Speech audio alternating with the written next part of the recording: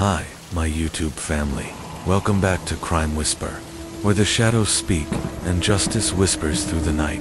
I know many of you are tuning in right before bed, so before we begin, let me know in the comments, where are you watching from, and what time is it over there? Don't forget to like, comment, and subscribe. Now let's slip into tonight's chilling story. Story 1. whiteybulger.com, but increasingly intense narration tonight. We journey into the dark corridors of organized crime with the story of James Joseph Whitey Bulger Jr., one of America's most feared and elusive criminals. Whitey Bulger was born on September 3, 1929, in Dorchester, Massachusetts. He would go on to become the ruthless leader of Boston's Winter Hill Gang, an Irish-American organized crime syndicate that cast a long, violent shadow over the city through the 1970s and 80s under Bulger's command. The gang engaged in drug trafficking, extortion, loan sharking, and numerous contract killings. What made him even more untouchable was his secret role as an FBI informant. He gave up information on rival gangs and, in return, he received protection, tip-offs, and the luxury of operating above the law. But by 1994, with indictments looming, Whitey vanished. The escape and capture steady, suspenseful tone. What followed was a 16-year manhunt that became the stuff of legend. Bulger was added to the FBI's top 10 most wanted list, with alleged sightings surfacing everywhere from London to Thailand. It wasn't until June 22, 2011, that the chase finally ended in Santa Monica, California. Agents arrested an aging Bulger, living under the alias Charles Gasco, in a modest, rent-controlled apartment with his longtime partner Catherine Gregg. The break came after the FBI launched a media blitz focused on Gregg, hoping someone might recognize her. It worked. One tip exposed their location inside the apartment. Agents found weapons, false IDs, and over $800,000 in cash hidden inside the walls. Paranoia had shaped his life on the run, even in hiding. Bulger had prepared for war. The trial, emotional and revealing tone. His capture stunned Boston for many. It brought long-awaited justice. For others, especially those who had lived under his reign, it reopened old wounds. Bulger's trial became one of the most high-profile criminal cases in modern U.S. history. He faced 19 murder charges, along with counts of racketeering, money laundering, and drug trafficking. Former gang members took the stand, so did families of the victims, each testimony painting a haunting picture of a man who ruled by fear and bloodshed. One of the most emotional moments came from the brother of Deborah Davis, a young woman allegedly murdered because she knew too much. His voice trembled as he described the years of unanswered questions, of silence, of pain. FBIcorruption.com, but accusatory tone. But the trial wasn't just about Bulger, it was about the system that enabled him. Evidence revealed that FBI agents had protected him for years. They warned him about raids, destroyed evidence, and even helped him evade arrest. The very agency tasked with upholding the law had become a shield for his crimes. This betrayal outraged the public. How could one man wield so much power, not just on the streets, but within the very institutions designed to stop him? Verdict and aftermath. Reflective, resolute tone.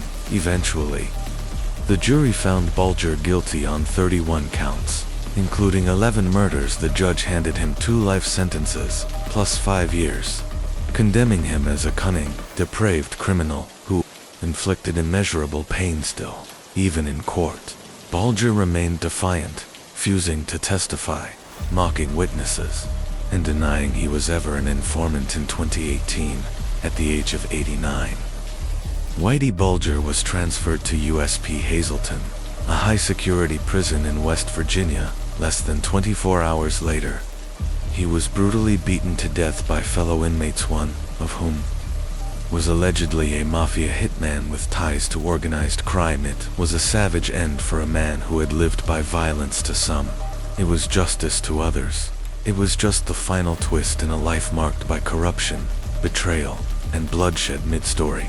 Continuation.com. Reflective tone with rising intensity. Bulger's power and his defenses. The trial unfolded Whitey Bulger's defense team tried to reframe the narrative. They insisted he had never been an FBI informant, claiming that the extent of his relationship with federal agents had been grossly exaggerated, but the courtroom told a different story. FBI files, internal memos, and sworn testimony from former agents revealed the truth.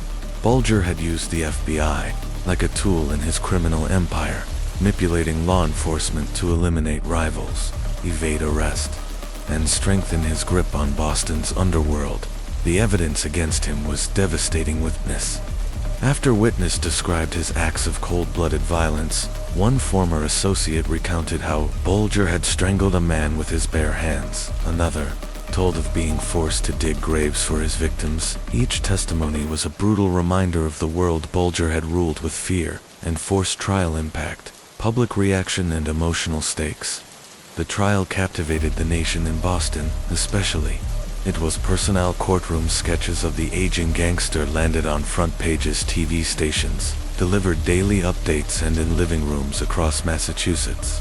Families who had once lived in fear of him now watched, transfixed, as he was finally held to account for many. It was a moment of long-awaited reckoning, but for others, those who had spent decades haunted by his presence, it was hard to believe Bulger was truly powerless at last. As the prosecution neared its final argument, their message was clear. Whitey Bulger was not just a gangster, he was a predator, calculated, remorseless, and ruthless. They urged the jury to see past the defenses and hold him accountable for the lives he had shattered. Bulger's defense team tried to discredit witnesses and minimize the damage of his FBI connections, but their efforts were no match for the mountain of testimony, documentation, and grief that filled the courtroom. The verdict.com, solemn, yet powerful tone. After more than 30 hours of deliberation, the jury returned. The courtroom fell into a tense silence. Bulger, now 83, sat still, his expression unreadable as the foreman stood to deliver the verdict one by one. The charges were read aloud. Guilty, guilty, guilty. Murder, racketeering, money laundering, extortion. Each word confirmed what the city of Boston had long suspected, but never seen formally proven. Whitey Bulger was not just a criminal, he was a criminal mastermind, responsible for nearly 2 decades of terrors. The final verdict was read.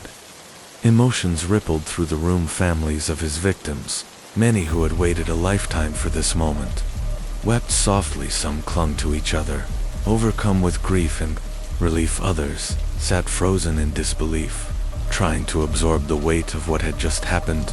Bulger himself remained unmoved. There was no apology, no remorse, no reaction. Sentencing, the reckoning. The judge wasted no time. He sentenced Bulger to life terms, plus 5 years, without the possibility of parole. It was a punishment as final as the crimes that had led to it. His closing remarks. The judge called Bulger a cunning and depraved criminal, condemning his legacy of fear, violence, and betrayal. He didn't just criticize Bulger's brutality, but also his manipulation of the very system meant to stop him. A system he had twisted for decades to serve his will for many victims' families.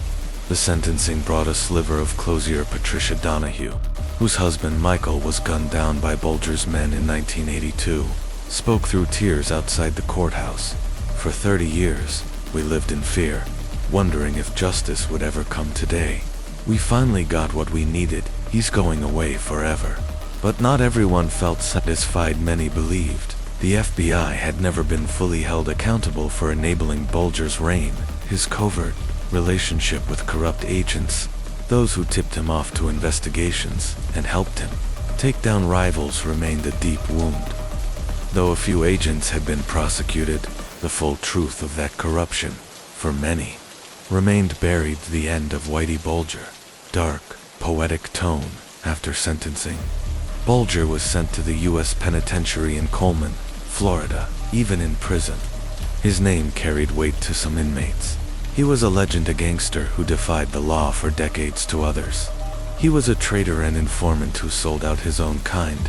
He spent most of his time in protective isolation, knowing he was a target. Then, at 89 years old, he was transferred to Hazleton Federal Prison in West Virginia. High security, facility known for housing dangerous inmates less than 24 hours later.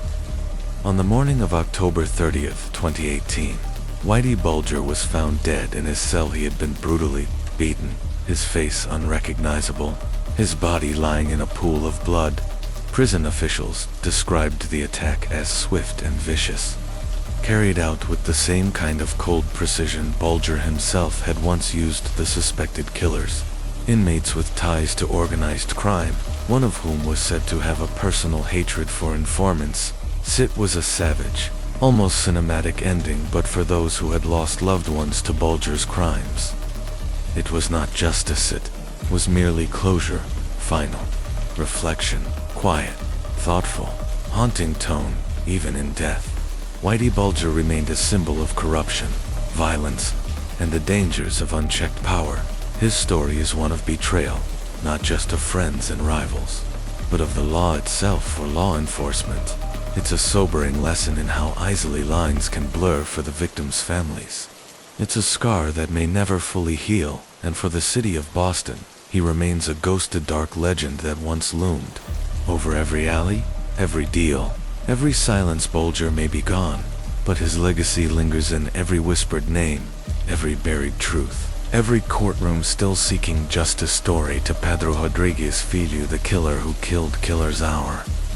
Next story takes us deep into the heart of Brazil, into the mind of one of the country's most notorious and unsettling serial killers. Pedro Rodriguez Filho, better known as Pedrinho Matador, or Killer PT, was a man who blurred the lines between justice and savagery to some.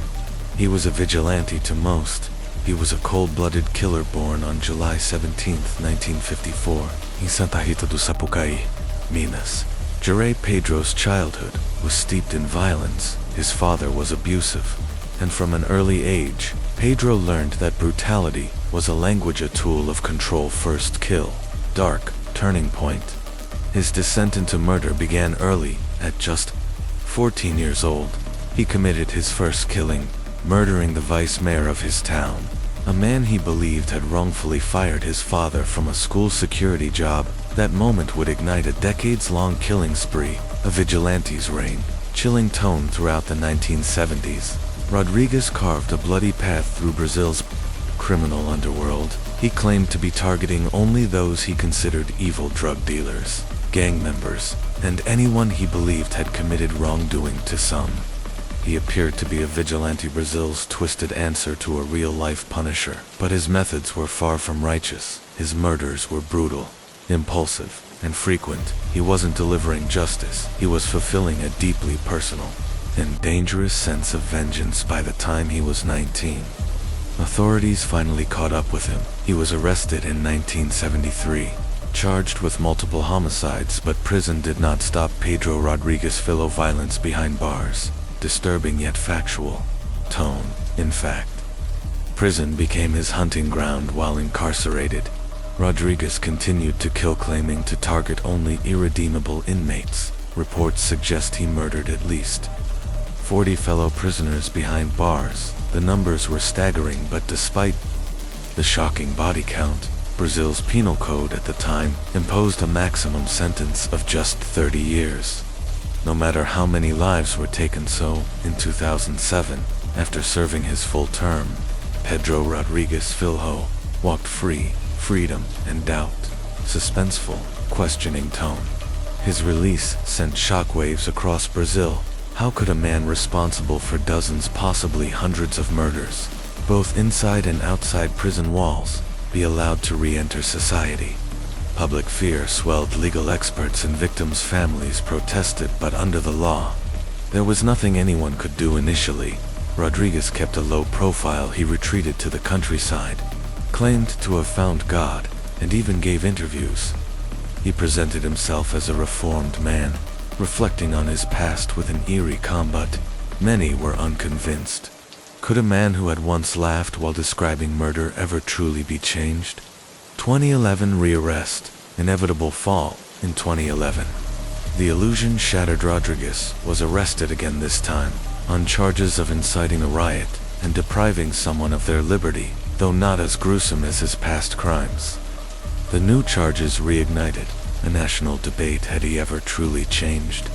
Or had the system simply released a predator who had been momentarily restrained? For many, his rearrest confirmed what they had feared all along, that Pedro Rodriguez Filho was not rehabilitated, just temporarily dormant. Justice system on trial, critical, reflective tone. His case exposed the cracks in Brazil's justice system. Not only had Rodriguez been allowed to kill inside prison, but the law had also guaranteed his release. Regardless of how many lives he had taken in the years after his conviction, Brazil amended its penal code, raising the maximum sentence from 30 to 40 years, but that change came too late to affect Rodriguez. Casey had served his time under the old framework legally. He was entitled to freedom morally, many argued. It was a catastrophic failure, rehabilitation, or illusion. Analytical tone. Rodriguez claimed to have turned over a new leaf. He embraced religion, spoke of repentance, and distanced himself from his past. But interviews revealed his chilling mindset hadn't shifted. He often recounted his crimes in vivid detail, calm, detached, sometimes even amused. He showed no remorse, no empathy. Psychologists found him hard to classify. He wasn't a traditional sociopath who hunted for thrills or gratification. His murders were often impulsive, driven by his own distorted sense of morality. He killed because he believed the people deserved to die. He saw murder as justice. This made him even more dangerous. Legacy and controversy haunting tone. Pedro Rodriguez Filho became both a cautionary tale and a lightning rod for public anger. His case forced lawmakers, judges, and citizens to confront the question: can some people be beyond redemption? Law enforcement officials, especially those who had worked closely on his case, were some of his harshest critics. They described him as one of the most unrepentant, dangerous individuals they had ever encountered, and many of them openly admitted never believed he should have been released. Closing reflection. Somber, steady tone. Asterisk. Rodriguez story is not just about violence, it's about a system that didn't know what to do with him. It's about a man who lived by his own rules in a country whose rules couldn't contain him. To this day, Pedro Rodriguez Filho remains one of the darkest figures in Brazil's criminal history. His life forces us to question the limits of justice, the nature of evil, and whether true change is ever possible for those who have lived too long in the shadows. Outro. Quiet, engaging tone. Thank you for staying with me through another night of true crime on Crime Whisper. I want to hear from you. Do you think someone like Pedro Rodriguez Filho can ever truly be rehabilitated? Or are some crimes too dark to walk back from? Drop your thoughts in the comments. And as always, like, subscribe, and turn on notifications so you never miss a whisper from the darker side of justice. Until next time, sleep safe and listen closely as Pedro Rodriguez Filho sat once again in a prison cell awaiting trial. The nation of Brazil found itself staring into a familiar and unsettling abyss. One man, countless victims, and a justice system caught in the grip of its own limitations. His arrest wasn't viewed as the result of rehabilitation gone wrong. It was seen, instead, as the inevitable return of a man shaped by violence and embodiment of the system's failure to reform or restrain him. True crime enthusiasts and journalists quickly turned their attention back to his past, dissecting every horrifying chapter. They revisited his first killings, the time he hunted down and executed the man who had murdered his pregnant girlfriend. They analyzed his years behind bars, where he continued his deadly crusade, killing other inmates he deemed unworthy of redemption. But what haunted people most was his demeanor in interviews. Rodriguez spoke about his murders with an eerie calmness sometimes.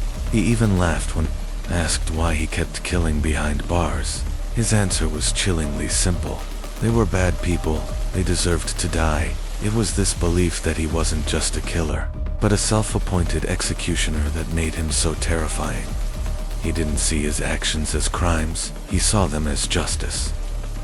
Tone shifts to critical and reflective. Rodriguez's story forced Brazil to confront a hard truth. Its prison system wasn't equipped to contain men like him. He had spent decades behind bars, and instead of being rehabilitated, he became more dangerous. Prison hadn't broken him, it had become his hunting ground, and when he was finally released, it wasn't because he had changed or proven himself safe. It was because of a technicality, a legal limit on sentencing, as he awaited trial for his new charges. The question loomed large. Would this time be different? Would the system finally ensure that he never walked free again? Or would Pedro Rodriguez Filho slip through the cracks again? Tone becomes broader and urgent, because this case wasn't just about one man. It exposed a wider problem: how the justice system handles individuals who demonstrate an ongoing incapacity to live peacefully within society. Rodriguez wasn't just another violent criminal, he had become a legend in the darkest sense of the word, a case study in how vengeance, crime, and systemic failure could collide despite his horrifying record. Some saw him as a twisted kind of anti-hero. He claimed he only targeted criminals, those who preyed on others, those the system had failed to punish. But even if that were true, even if his killings were methodical rather than random, the fact remained: he was a killer dozens of times over, both inside and outside of prison, and he never showed an ounce of remorse. Tone grows darker, steady. Even his 2011 arrest wasn't for murder, but it was still violent. Reports said he'd gotten into a conflict with local gang members. He was accused of inciting a riot and unlawfully imprisoning someone. The details were murky, but the message was clear: Pedro Rodriguez hadn't changed. He couldn't stay away from the world of crime, the world that had defined his entire life to many. His relapse was inevitable. He had spent most of his life in prison, a place where brutality was currency, and survival often meant being more ruthless than anyone else. Could someone like that truly be expected to reintegrate into normal society? Or had prison itself created something that could never be undone? Tone becomes analytical. Questioning his case reignited fierce debate. Brazil's sentencing laws came under heavy scrutiny. How could a man who had killed over 70 people, many of them in prison, be allowed to walk free? Some politicians demanded reforms: longer sentences, stricter parole restrictions, especially for violent repeat offenders. They argued that some individuals were simply beyond rehabilitation. Others warned against knee-jerk reactions. Changing sentencing laws based on one infamous case, they said, could have unintended consequences: harsh punishments for lesser crimes, further straining an already overburdened system. Still, the fact remained: Rodriguez had been released, and he had returned to crime. Tone shifts to unsettling. Curiosity, public fascination with him only grew. He had been the subject of books, documentaries, and endless online speculation at one point. Rodriguez had claimed he was reformed. He gave interviews, spoke of regret, but that illusion shattered. With his rearrest, if he was truly changed, why had he returned to the world of violence? Perhaps the most disturbing part was how he welcomed the spotlight. He gave interview after interview, calmly recounting his murders, sometimes even smiling, as he described how he carried them out to many. It wasn't just chilling, it was inhuman. Conclusion: slow, reflective tone. As his trial approached, prosecutors prepared to argue what many already believed, that Pedro Rodriguez Filho was too dangerous to ever be free again. That he wasn't just a man with a violent past, but a predator molded by a lifetime of violence. Some feared the justice system, bound by outdated limits, might still fall short. Others feared something deeper, that Rodriguez had become so entangled in the myth of his own cruelty. He no longer saw himself as human, but as a force that killed not for pleasure, not for chaos, but for judgment. Whether that judgment was righteous or monstrous was for the court to decide. 3. Anders Behring Breivik. Norway's darkest day. On July 22, 2011, Norway experienced a tragedy so profound it shattered the very soul of the nation. A single man, Anders Behring Breivik, a 32-year-old Norwegian with far-right extremist beliefs, launched a two-part terrorist attack that left 77 people dead. It was the deadliest day in Norway since World War I. The horror began in the heart of Oslo. Norway's capital, Scene 1.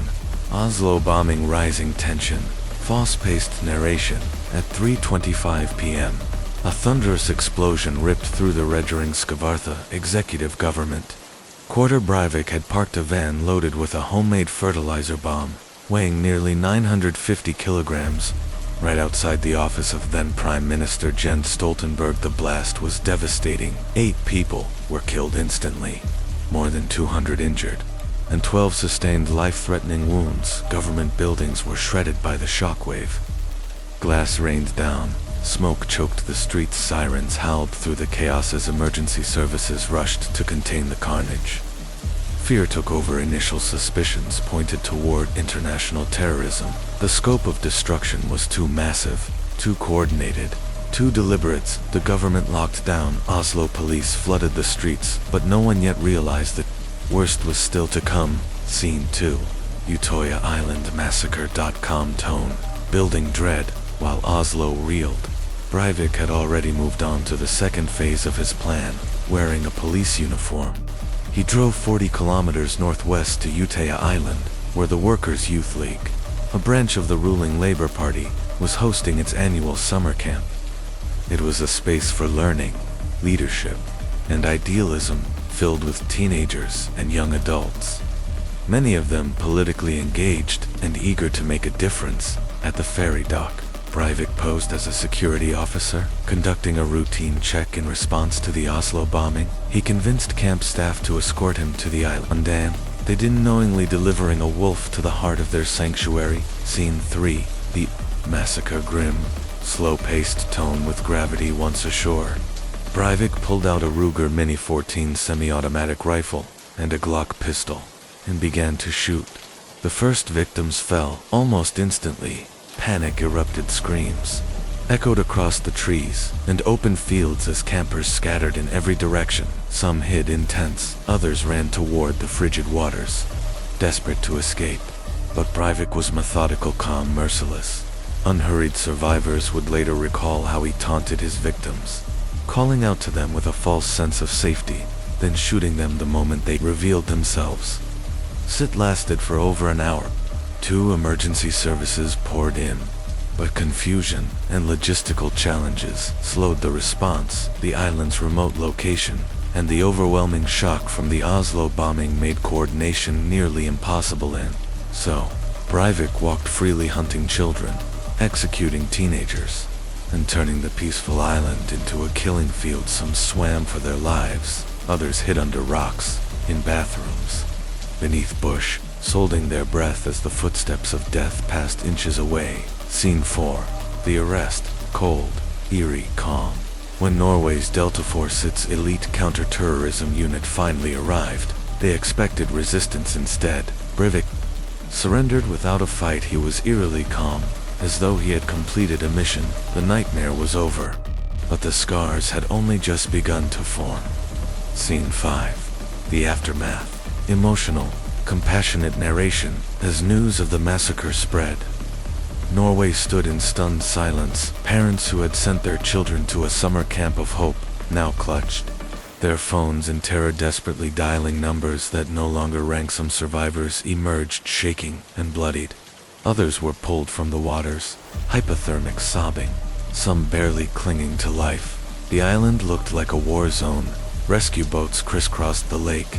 Helicopters hovered in the dusk, spotlights dancing over the treetops.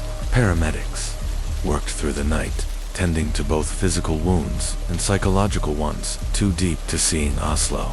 The media scrambled to understand, was this the work of a foreign terror cell? A coordinated global attack? But as the interrogation of Breivik began, the truth was far more disturbing. This wasn't an outsider. This wasn't an imported ideology. This was homegrown. Scene 6. The manifesto. Quiet intensity. Breivik had spent years planning the attack. He stockpiled weapons, chemicals, and tactical gear. He wrote a 1,500-page manifesto, outlining his hatred for multiculturalism, feminism, and what he saw as the Islamization of Europe. He believed he was waging a war. He thought he was a hero, and, in a twisted way, he wanted the world to hear him. Outro.com. Reflective tone. Anders Behring Breivik would go on to stand trial, be convicted, and sentenced to 21 years in prison, the maximum under Norwegian law, though extendable indefinitely. But justice, in this case, felt heartbreakingly insufficient. 7 lives were lost that day, most of them young, bright, and full of promise. Norway would never be the same. Closing gentle voice, respectful pause. Thank you for watching this episode of Crime Whisper. If you're still with me, take a moment for silence for the victims, their families, and a nation that was forever changed. Tell me in the comments, what do you think justice looks like when one man destroys so many lives? Like, share, and subscribe for more true stories whispered from the shadows. Until next time, stay safe, stay aware, and listen closely. You never know what darkness might be hiding in plain sight. Norway's darkest day. The 2011 Oslo and Utøya taxi had carefully mapped out his ideology, one built on hate, resentment, and a warped sense of nationalism. The targets he chose weren't random for him.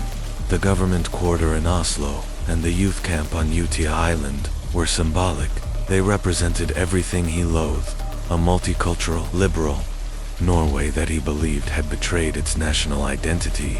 This was not an impulsive act. It was the calculated result of years of radicalization. When authorities searched Anders Behring Breivik's home, what they found was chilling. Among the items seized was a 1,500-page manifesto titled 2083, a European Declaration of Independence. It laid bare his extremist beliefs and served as both a justification for his actions and a call to arms for others who shared his views.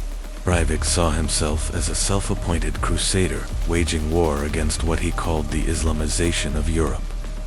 He blamed the Norwegian Labour Party for enabling immigration policies he believed were eroding the country's cultural purity. This document wasn't a private rant. It was propaganda blueprint for terror. Forensic investigators meticulously reconstructed the path Breivik took to carry out his plan. He spent months gathering materials to build the bomb used in the Oslo government district, purchasing fertilizer and chemicals under the guise of operating a farming business. He trained himself in weapons handling and tactical strategy, ensuring maximum efficiency when the moment came. Wearing a police uniform on Utøya was no coincidence. It was a strategic psychological tactic. It gave his victims a false sense of security, making them hesitate just long enough for him to open fire. In the hours following the massacre, Norwegian leaders addressed a nation in shock. Prime Minister Jens Stoltenberg stood before the people and made one thing clear: Norway would not respond to hatred with hatred. He called for unity, resilience, and a rededication to democracy. As the country mourned, hard questions emerged. How had Breivik managed to orchestrate such a complex, deadly attack without being detected? Were there warning signs that had been ignored? Criticism soon turned toward the police responses, especially the delay in reaching Utøya. Reports pointed to logistical hurdles, poor communication systems, a lack of suitable transportation, and a tragically slow mobilization of special forces. It was clear the system had not been prepared for a domestic terror event of this scale. Then came the legal reckoning. Norway, a country known for its progressive criminal justice system, now faced an unimaginable test. Could it uphold its principles in the face of such overwhelming tragedy? Under Norwegian law, even the most severe crimes carry a maximum sentence of 21 years. There is, however, an exception: preventive detention, which allows for indefinite extensions if the individual is considered an ongoing threat to society. Many Norwegians, the idea that Breivik could one day walk free was horrifying. Victims' families voiced deep concern, fearing that the very leniency Norway prided itself on might someday allow this man to regain his freedom. But Prime Minister Stoltenberg held the line. Norway would not abandon its core values. Our response, he said, will be more democracy, more openness, and more love. Memorial services were held across the nation. Citizens gathered, singing songs of peace and lighting candles in public squares, blanketed with flowers. Fences near The bombed-out government buildings were covered in messages of unity and resilience, rather than tearing the country apart. Breivik's actions only solidified the people's determination to reject hate still. One question lingered like a shadow. Could it happen again? On April 16, 2012, the trial of Anders Behring Breivik began. The world watched closely, not just to hear the verdict, but to witness how Norway, a nation that valued due process above vengeance, would handle the most devastating crime in its modern history. Breivik entered the courtroom, wearing a suit, emotionless and composed at times. He smirked, even raising a fascist salute. He used the proceedings as a platform, hoping to justify his actions, spread his ideology, and frame himself not as a murderer, but as a soldier in a war he believed was righteous. But Norway refused to give him the attention he sought instead. Survivors took the stand. Their voices were steady. Though often choked with pain, some had hidden under beds or behind rocks, listening helplessly as their friends were slaughtered. Others swam for their lives, knowing that not everyone could make it across the water. Parents shared the haunting memory of final phone calls, cut short by gunshots and silence throughout it all. Breivik remained unmoved. He expressed no remorse, insisting that his actions were necessary to save Europe. His complete lack of empathy stunned even those prepared for the worst. Psychiatrists were brought in to assess his mental state. One team diagnosed him with paranoid schizophrenia, which could have led to institutionalization rather than imprisonment, but a second team disagreed, concluding he was fully aware of his actions and responsible for them. The court sided with the second team. Breivik was declared sane and sentenced to 21 years in prison, with the likelihood of indefinite extensions under preventive detention for many. This sentence was symbolic. Few believed he would ever be released, but the trial sent a message. Even in the face of monstrous violence, Norway would not compromise its integrity. Where Breivik had admired authoritarian regimes, Norway upheld rule of law, justice, and humanity. He was placed in solitary confinement at ILA prison, high security, heavily monitored, but even behind bars, Breivik continued to seek attention. He filed lawsuits claiming his human rights were being violated. Among his complaints, not having access to a PlayStation 3 and being served cold coffee. The absurdity was not lost on the public, yet in true Norwegian fashion, the court did not outright dismiss his grievances. It ruled that some aspects of his confinement did breach human rights standards, though it had little impact on his actual conditions. Breivik remained isolated, his every move tightly controlled. Even in confinement, he remained a shadow in Norwegian society. The attacks of July 22, 2011, had forever altered the country, forcing it to re-examine how it handles extremism, emergency response, and sentencing for unrepentant mass murderers. But in the face of darkness, Norway found light. The strength of survivors, the unity of the people, and the nation's refusal to let hatred define it became a powerful statement to the world. Anders Behring Breivik set out to destroy instead. He strengthened what he sought to weaken, a society built on compassion, tolerance, and the unshakable belief that, even in grief, humanity must prevail. Story 4. The Case of Shuhan, Taiwan's unhealed wound. In 2011, Taiwan's justice system was thrust under a global spotlight, dragged into controversy not by a single act of violence, but by a decades-long legal nightmare that exposed unsettling cracks in the island's legal foundation. At the heart of it all was Shuhan, a man who had spent more than 20 years on death row, convicted of a crime he always insisted he did not commit. The case began in 1987, when a 9-year-old boy was abducted and later found murdered, a crime that shocked the nation. The public demanded swift justice under mounting pressure. Police arrested Shu along with several co-defendants. Authorities accused Shu of masterminding the kidnapping and killing, claiming he and his accomplices had plotted to extort ransom from the boy's family. But from the very beginning, something felt off. Interrogations and allegations tense. Suspicious tone during police interrogations. Shu and the others were subjected to grueling Relentless questioning. What later surfaced was chilling. Allegations of torture, forced confessions, and psychological abuse reports claimed that suspects were beaten, deprived of sleep, threatened with death, and in some cases electrocuted, all in the name of extracting a confession.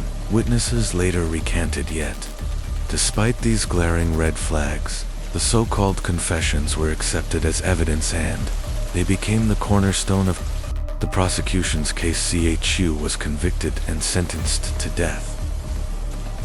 Decades of legal struggles, slow and sorrowful tone. For over 2 decades, Chu fought to prove his innocence. His case was retried multiple times. Appeals were filed, denied, filed again, yet each time the outcome remained unchanged. By 2011, Chu had become one of Taiwan's most controversial inmates.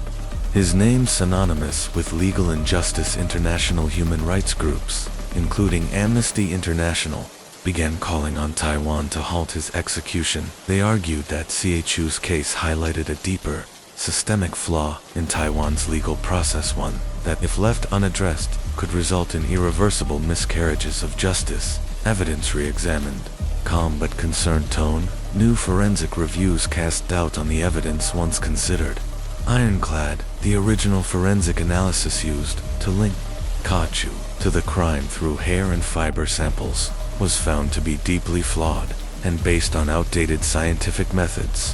One piece of evidence, allegedly the murder weapon, had no direct connection to Kachu. Still, the court stood firm. His confessions, they insisted, aligned with the known facts of the case.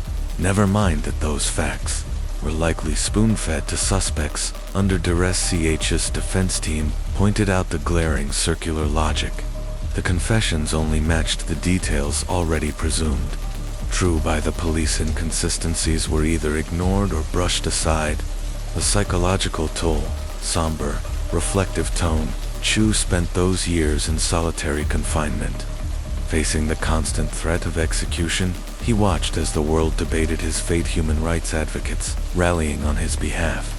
Legal scholars dissecting every procedural flaw in his case. Still, each time the courts ruled, it was the same result. The original conviction upheld, but the question grew louder with each passing year. Had Taiwan condemned an innocent man to die? The bigger picture, calm and contemplative tone. Su Shuhan's case became more than a legal battle. It became a symbol, a mirror, reflecting the difficult crossroads Taiwan faced between tradition and reform, punishment and justice, public opinion and human rights. In Taiwan, confessions had long been the bedrock of criminal convictions. If Kusk's case was overturned, it could force a reckoning. How many other verdicts rested on the same unstable ground? The courts may have remained firm, but outside the courtroom, the tide was shifting. Law students, activists, and legal scholars began citing Kusk's case as a call to action. It exposed the fragility of a justice system when fear, not facts, drive the verdict. Closing reflections. Quiet and emotional tone. Today, the name Chu Shuhan still haunts Taiwan's legal memory. His case remains one of the most controversial and unsettling in modern Taiwanese history, a haunting reminder that justice is not always delivered and the truth does not always prevail in time. And for the boy whose life was tragically taken all those years ago, he, too, deserves real justice, not the kind obscured by coercion and fear, but one that honors truth, dignity, and the right to a fair trial. Continued story. The fight for justice. Chu Shuhan. While many in Taiwan still saw Chu Shuhan as a convicted criminal, others saw him as something far more tragic, a victim of an outdated and dangerously flawed legal system. His case had become more than just a question of guilt or innocence. It had become a national symbol, a rallying cry for activists and legal reformers fighting to abolish the death penalty altogether. Protests erupted, not only demanding his release, but also calling for a complete overhaul of Taiwan's criminal justice system. International human rights groups joined in, including Amnesty International, the Taiwan Association for Human Rights, and other global watchdogs, they urged the government to re-examine CHU's case transparently and fairly, arguing that if Taiwan truly wished to present itself as a modern democracy that respected human rights, it could not allow the execution of a man whose conviction rested on such shaky ground. Even the European Union weighed in, pressuring Taiwan to abolish capital punishment. Entirely political resistance. Somber, restrained tone. But despite the mounting global scrutiny, Taiwan's government hesitated. The issue of the death penalty remained deeply polarizing, and many politicians feared that overturning Tzu's conviction or granting him a pardon would be seen as an admission of systemic failure, a concession like that could shake public trust in the entire judicial structure. Still, the pressure kept building with each passing year. It became harder to dismiss the calls for reform. Tzu was no longer just a prisoner, he was a symbol of injustice, and the eyes of the world were watching a man waiting in the shadows. Emotional, introspective tone. By now an aging man, Tzu had spent over 2 decades confined to a small cell, living under the shadow of death, every single day. In rare interviews, he spoke quietly about the years lost, about the pain of watching life pass by from behind concrete walls, about the cruelty of knowing that his fate had been decided, not by truth, but by a system too proud to admit its mistakes. He described the constant fear, waking up each morning uncertain whether it would be his last, watching as other inmates were led away for their executions, often without warning, and yet, despite it all, he remained resolute. His survival, he said, was no longer about saving himself, it was about exposing the truth, about holding Taiwan's justice system accountable, no matter how long it took. Cracks in the foundation. Concerned and steady tone. Then came a pivotal moment. Forensic experts re-examined the original evidence, and what they uncovered shook the foundation of the case. The hair and fiber samples used to connect CHU to the crime scene were found to be unreliable and improperly tested. Worse, there was no concrete DNA evidence placing him at the scene at all. The scientific methods, once considered conclusive, were now seen as outdated and inconsistent. The evidence that had sentenced Sichu to die was collapsing under scrutiny. Many legal experts and activists had confirmed what they'd suspected all along. His conviction had been built on sand, upheld only by confessions extracted through intimidation and torture. The turning tide measured optimism. By this point, Kusk's case had become a national conversation. Legal scholars, politicians, and ordinary citizens began to question the very foundation of Taiwan's justice system. Could a man truly be sentenced to death without irrefutable proof? What if more innocent people had already been executed? Protests became more frequent. Media coverage intensified. More disturbing discoveries emerged. Other past convictions, also based on coerced confessions and flimsy evidence, had resulted in executions before the flaws were even discovered. Tzu, it seemed, was not alone. System under fire.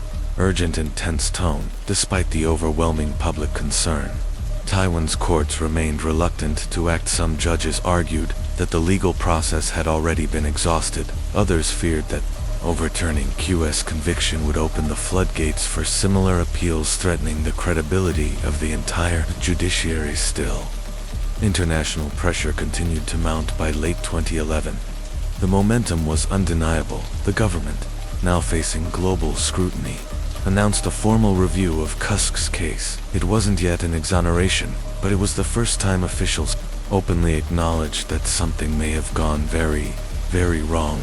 Alongside the review, Taiwan's leaders also announced a series of legal reforms, new protections against coerced confessions, stricter standards for forensic evidence, and a push to ensure fairer trials in the future.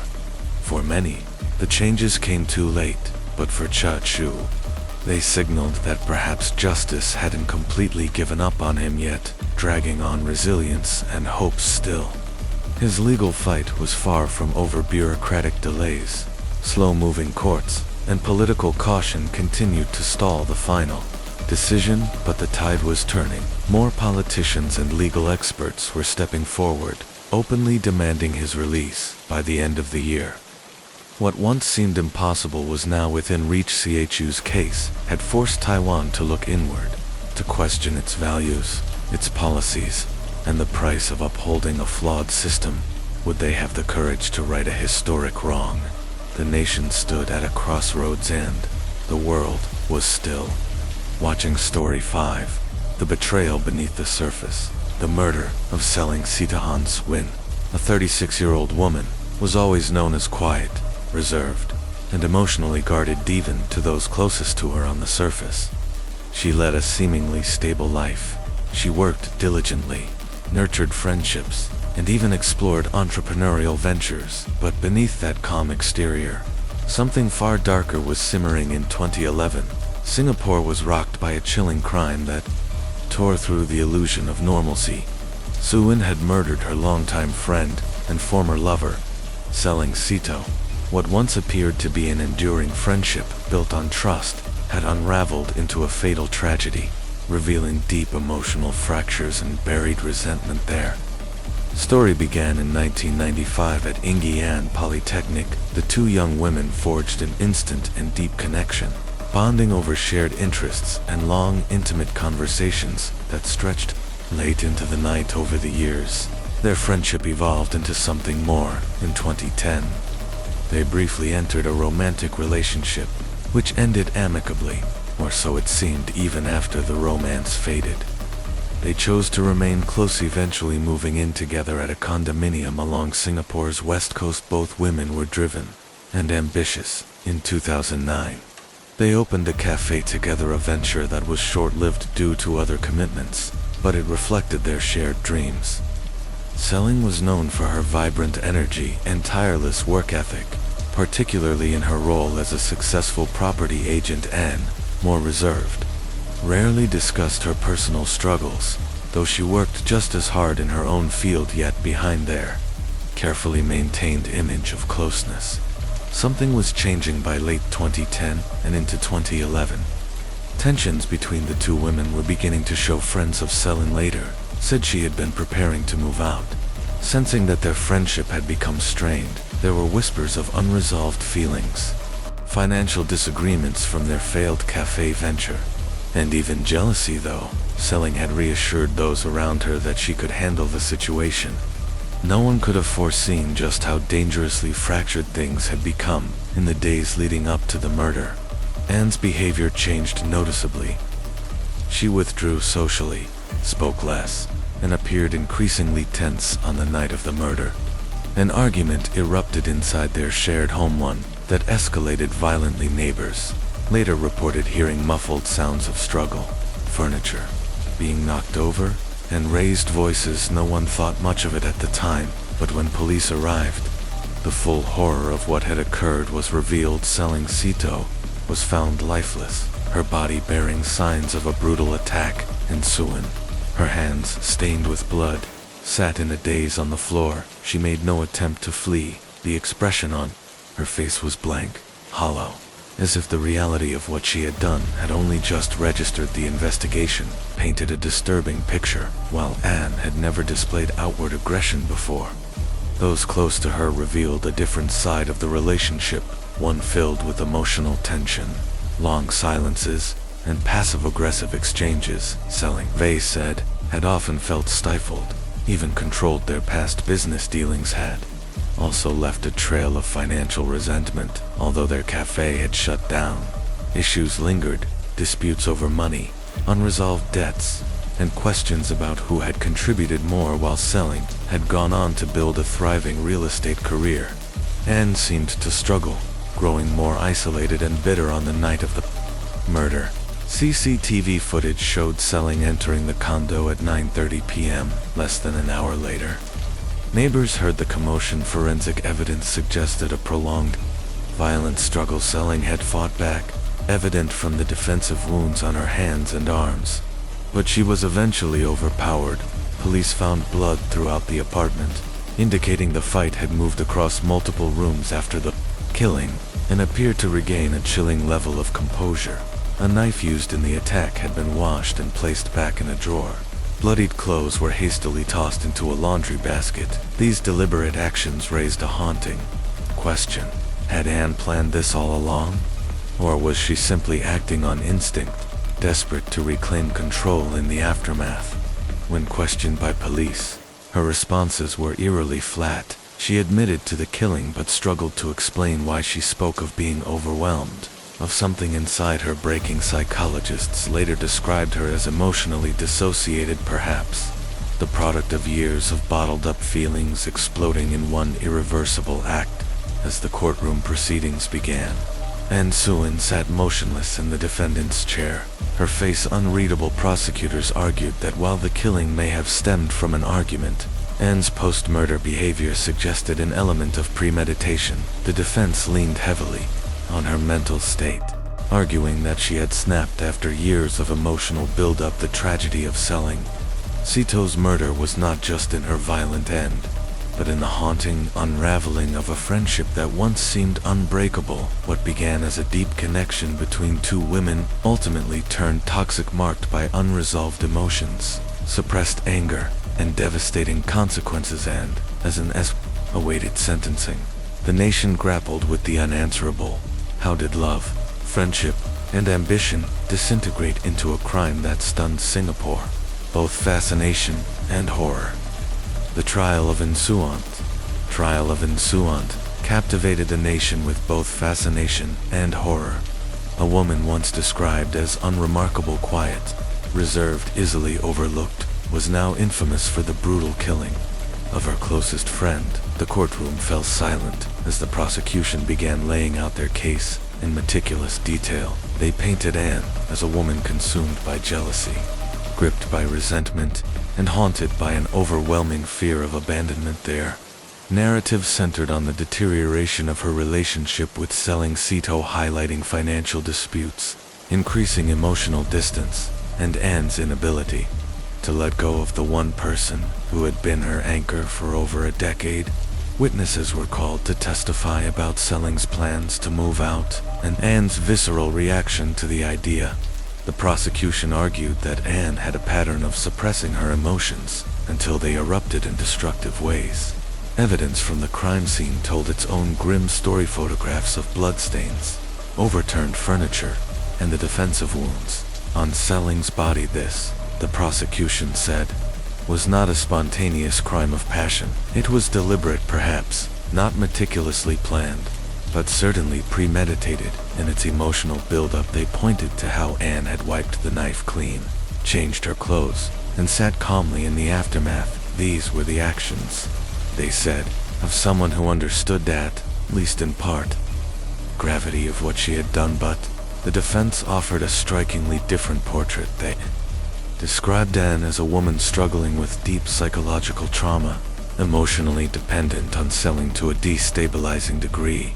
They argued that Anne had not acted with cold calculation, but had snapped under the weight of years of unresolved emotional pain. Psychologists who had evaluated her testified that she suffered from depression and emotional instability, conditions that, they said, impaired her ability to act rationally throughout the trial. And Suen remained largely silent when she did speak. Her voice was soft, hesitant. She expressed remorse not in grand statements, but in quiet moments of regret. The prosecution dismissed it as regret for getting caught, not for the act itself. But Anne never tried to justify her actions. When asked why she had done it, she could only offer a chillingly vague response. "I don't know," she said. "I just lost control." The jury deliberated for hours, weighing the prosecution's image of a cold, calculated killer against the defense's portrayal of a woman crushed by mental illness and emotional dependency. Finally, the verdict was delivered. Guilty. Anne Suen was convicted of culpable homicide, not amounting to murder. The judge, acknowledging her fragile mental state and clean criminal record, sentenced her to 18 years in prison. It was far from the life sentence the prosecution had sought, but it ensured that Anne would not walk free for many years. For many, the sentence felt insufficient, an inadequate response to the violent end of a promising young woman to others. It was a heartbreaking example of how untreated mental health issues can spiral into unimaginable tragedy. The case triggered widespread conversations in Singapore about mental illness, emotional dependency, and the hidden dangers lurking within seemingly close relationships. It exposed how even the most intimate bonds can deteriorate into toxic dynamics if left unchecked, and how unspoken feelings, when buried too long, can explode with devastating consequences after the trial. Anne faded from the headlines. She served her sentence quietly, never speaking to the media, never filing an appeal. When she was finally released, she vanished from public life, a ghost of the woman she once was, forever marked by the crime that had defined her existence. But for those who knew selling Cito and for those who followed the case, the memory never faded. The events that took place inside that West Coast condominium remained a stark, chilling reminder of how love, trust, and resentment can collide in the most tragic of ways. Story 6.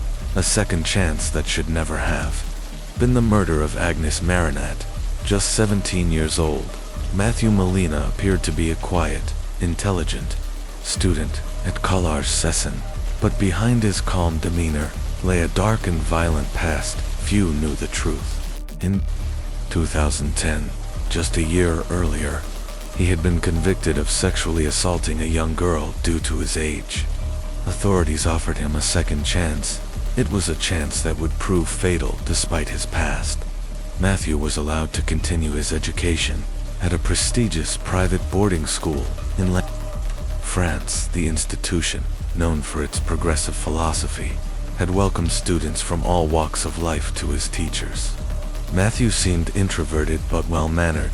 He didn't form close bonds, but he wasn't seen as a threat. No one at the school, not the staff, not his classmates, had any idea about his prior conviction. His parents had fought hard to keep it a secret, convinced their son deserved a fresh start. Agnes Marin, just 13, was the opposite of Matthew in many ways. Bright, bubbly, and full of life. Though she was new to the school, she quickly won over classmates with her energy and warmth. On the surface, she and Matthew had little reason to cross paths, but fate had other plans. On the evening of November 16, 2011, Matthew invited Agnes and a few other students to join him for a walk in the nearby Woodsand area.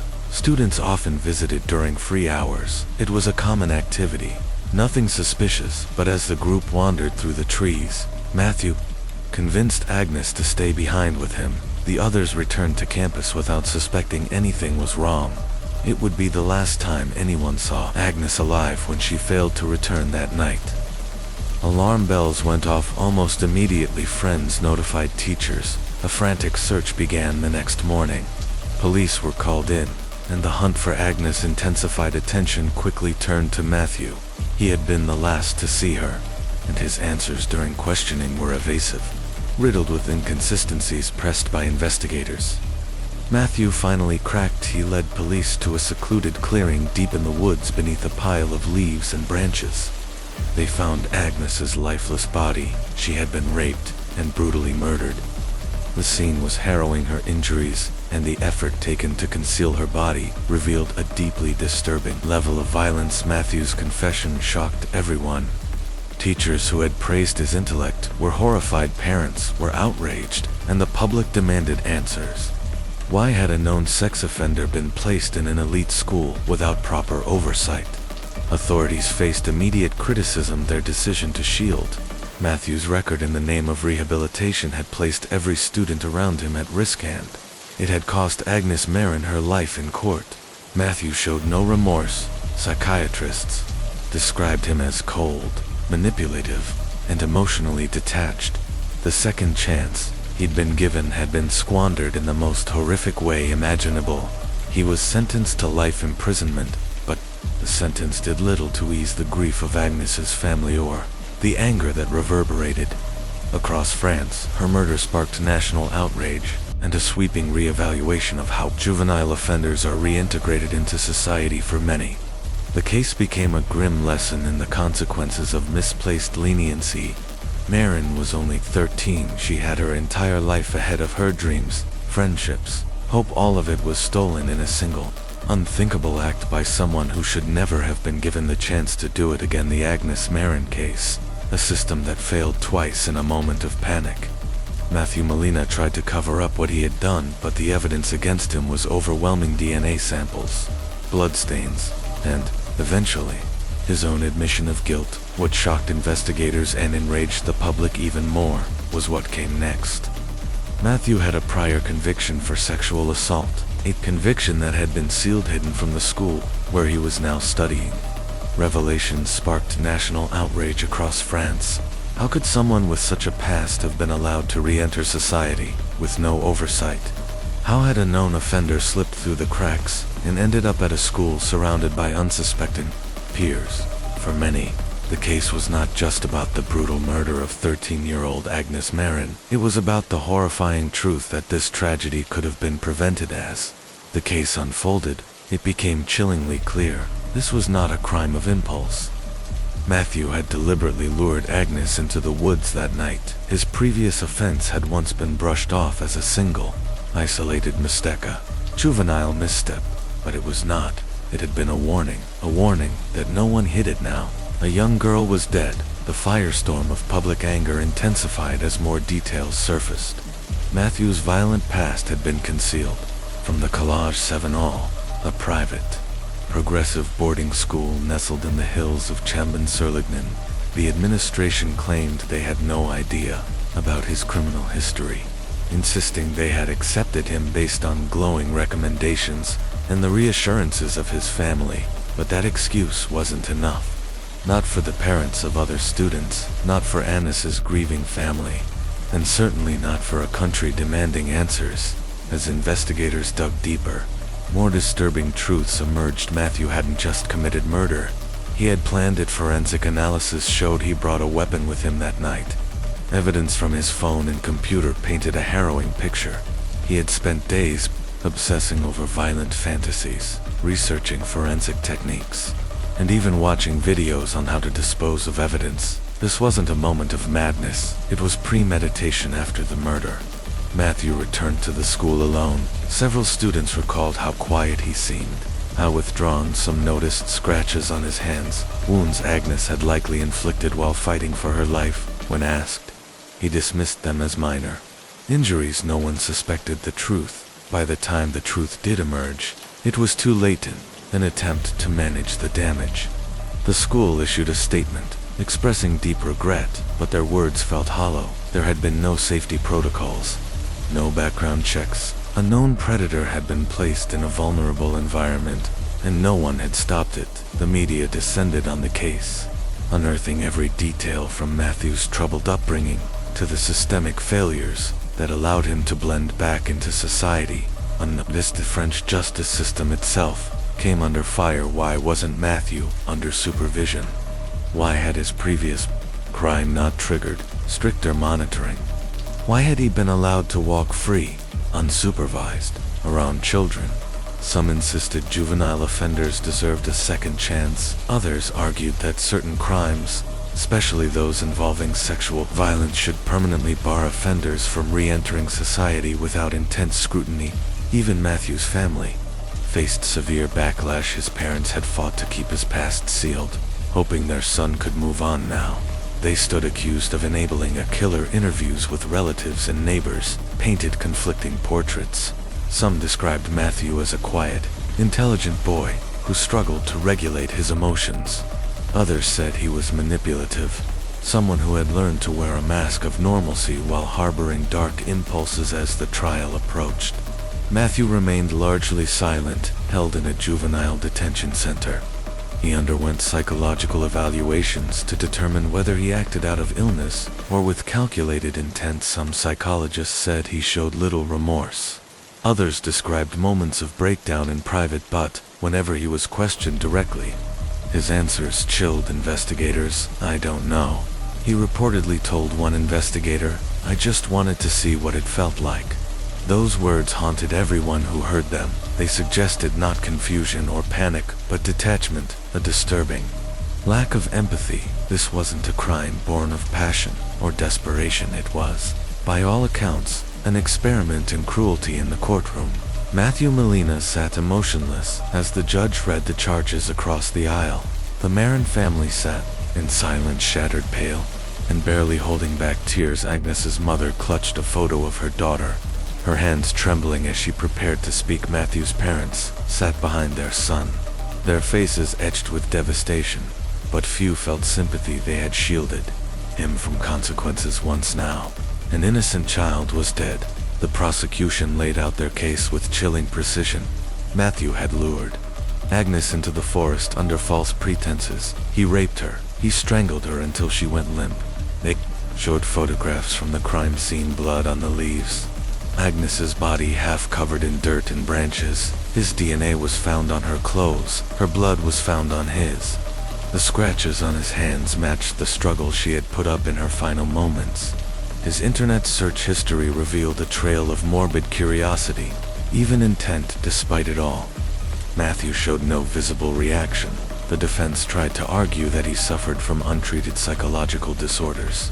A forensic psychiatrist testified that he exhibited signs of antisocial personality disorder, but the prosecution countered sharply. Mental illness didn't absolve him of responsibility. He had acted with clear intent. He had lied. He had tried to hide what he'd done. This was not the act of someone who lost control. This was the act of a predator. When Agnes's family was invited to speak, her father and mother addressed the court. Their voices were heavy with grief. She trusted him.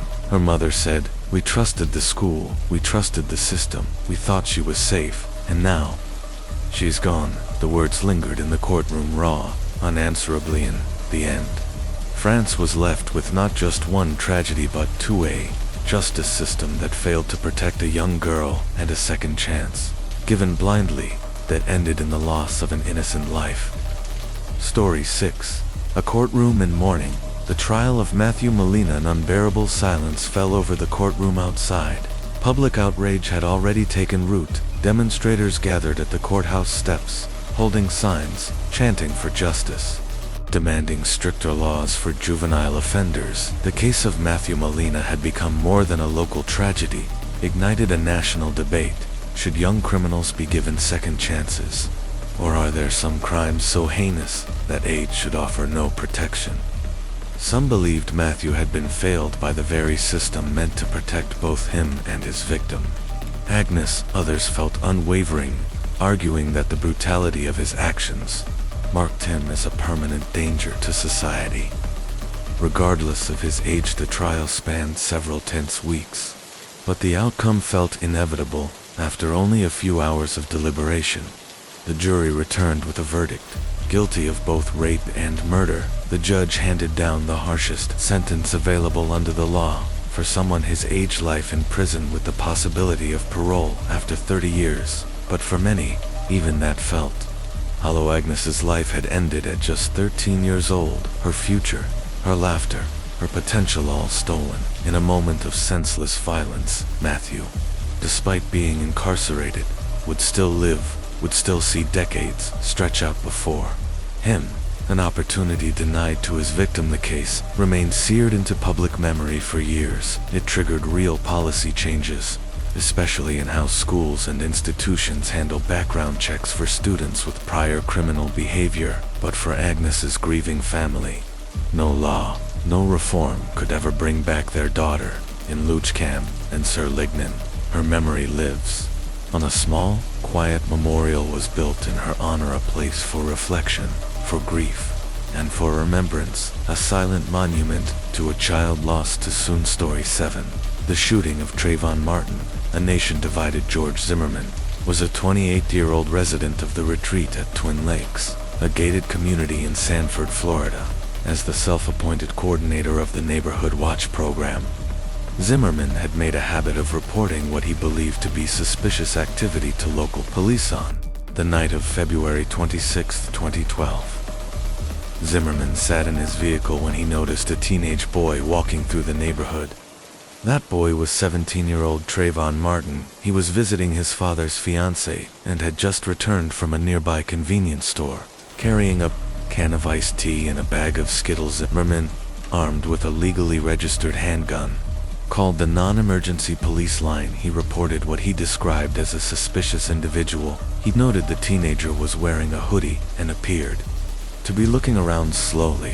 When asked by the dispatcher if he was following the boy, Zimmerman confirmed that he was. The dispatcher advised him not to pursue, but Zimmerman ignored that advice. He got out of his car. What happened next would ignite a national firestorm. Conflicting accounts and a lack of eyewitnesses left many of the facts in dispute, but what is known is this: at some point, Zimmerman and Trayvon Martin came into physical contact. Neighbors later reported hearing shouting, a struggle, and a single gunshot when police arrived. Trayvon Martin was lying face down on the ground. He had been shot in the chest. Zimmerman stood nearby, blood on his face, with injuries to his nose and the back of his head. He told police he had acted in self-defense at Espadez, despite the fatal outcome.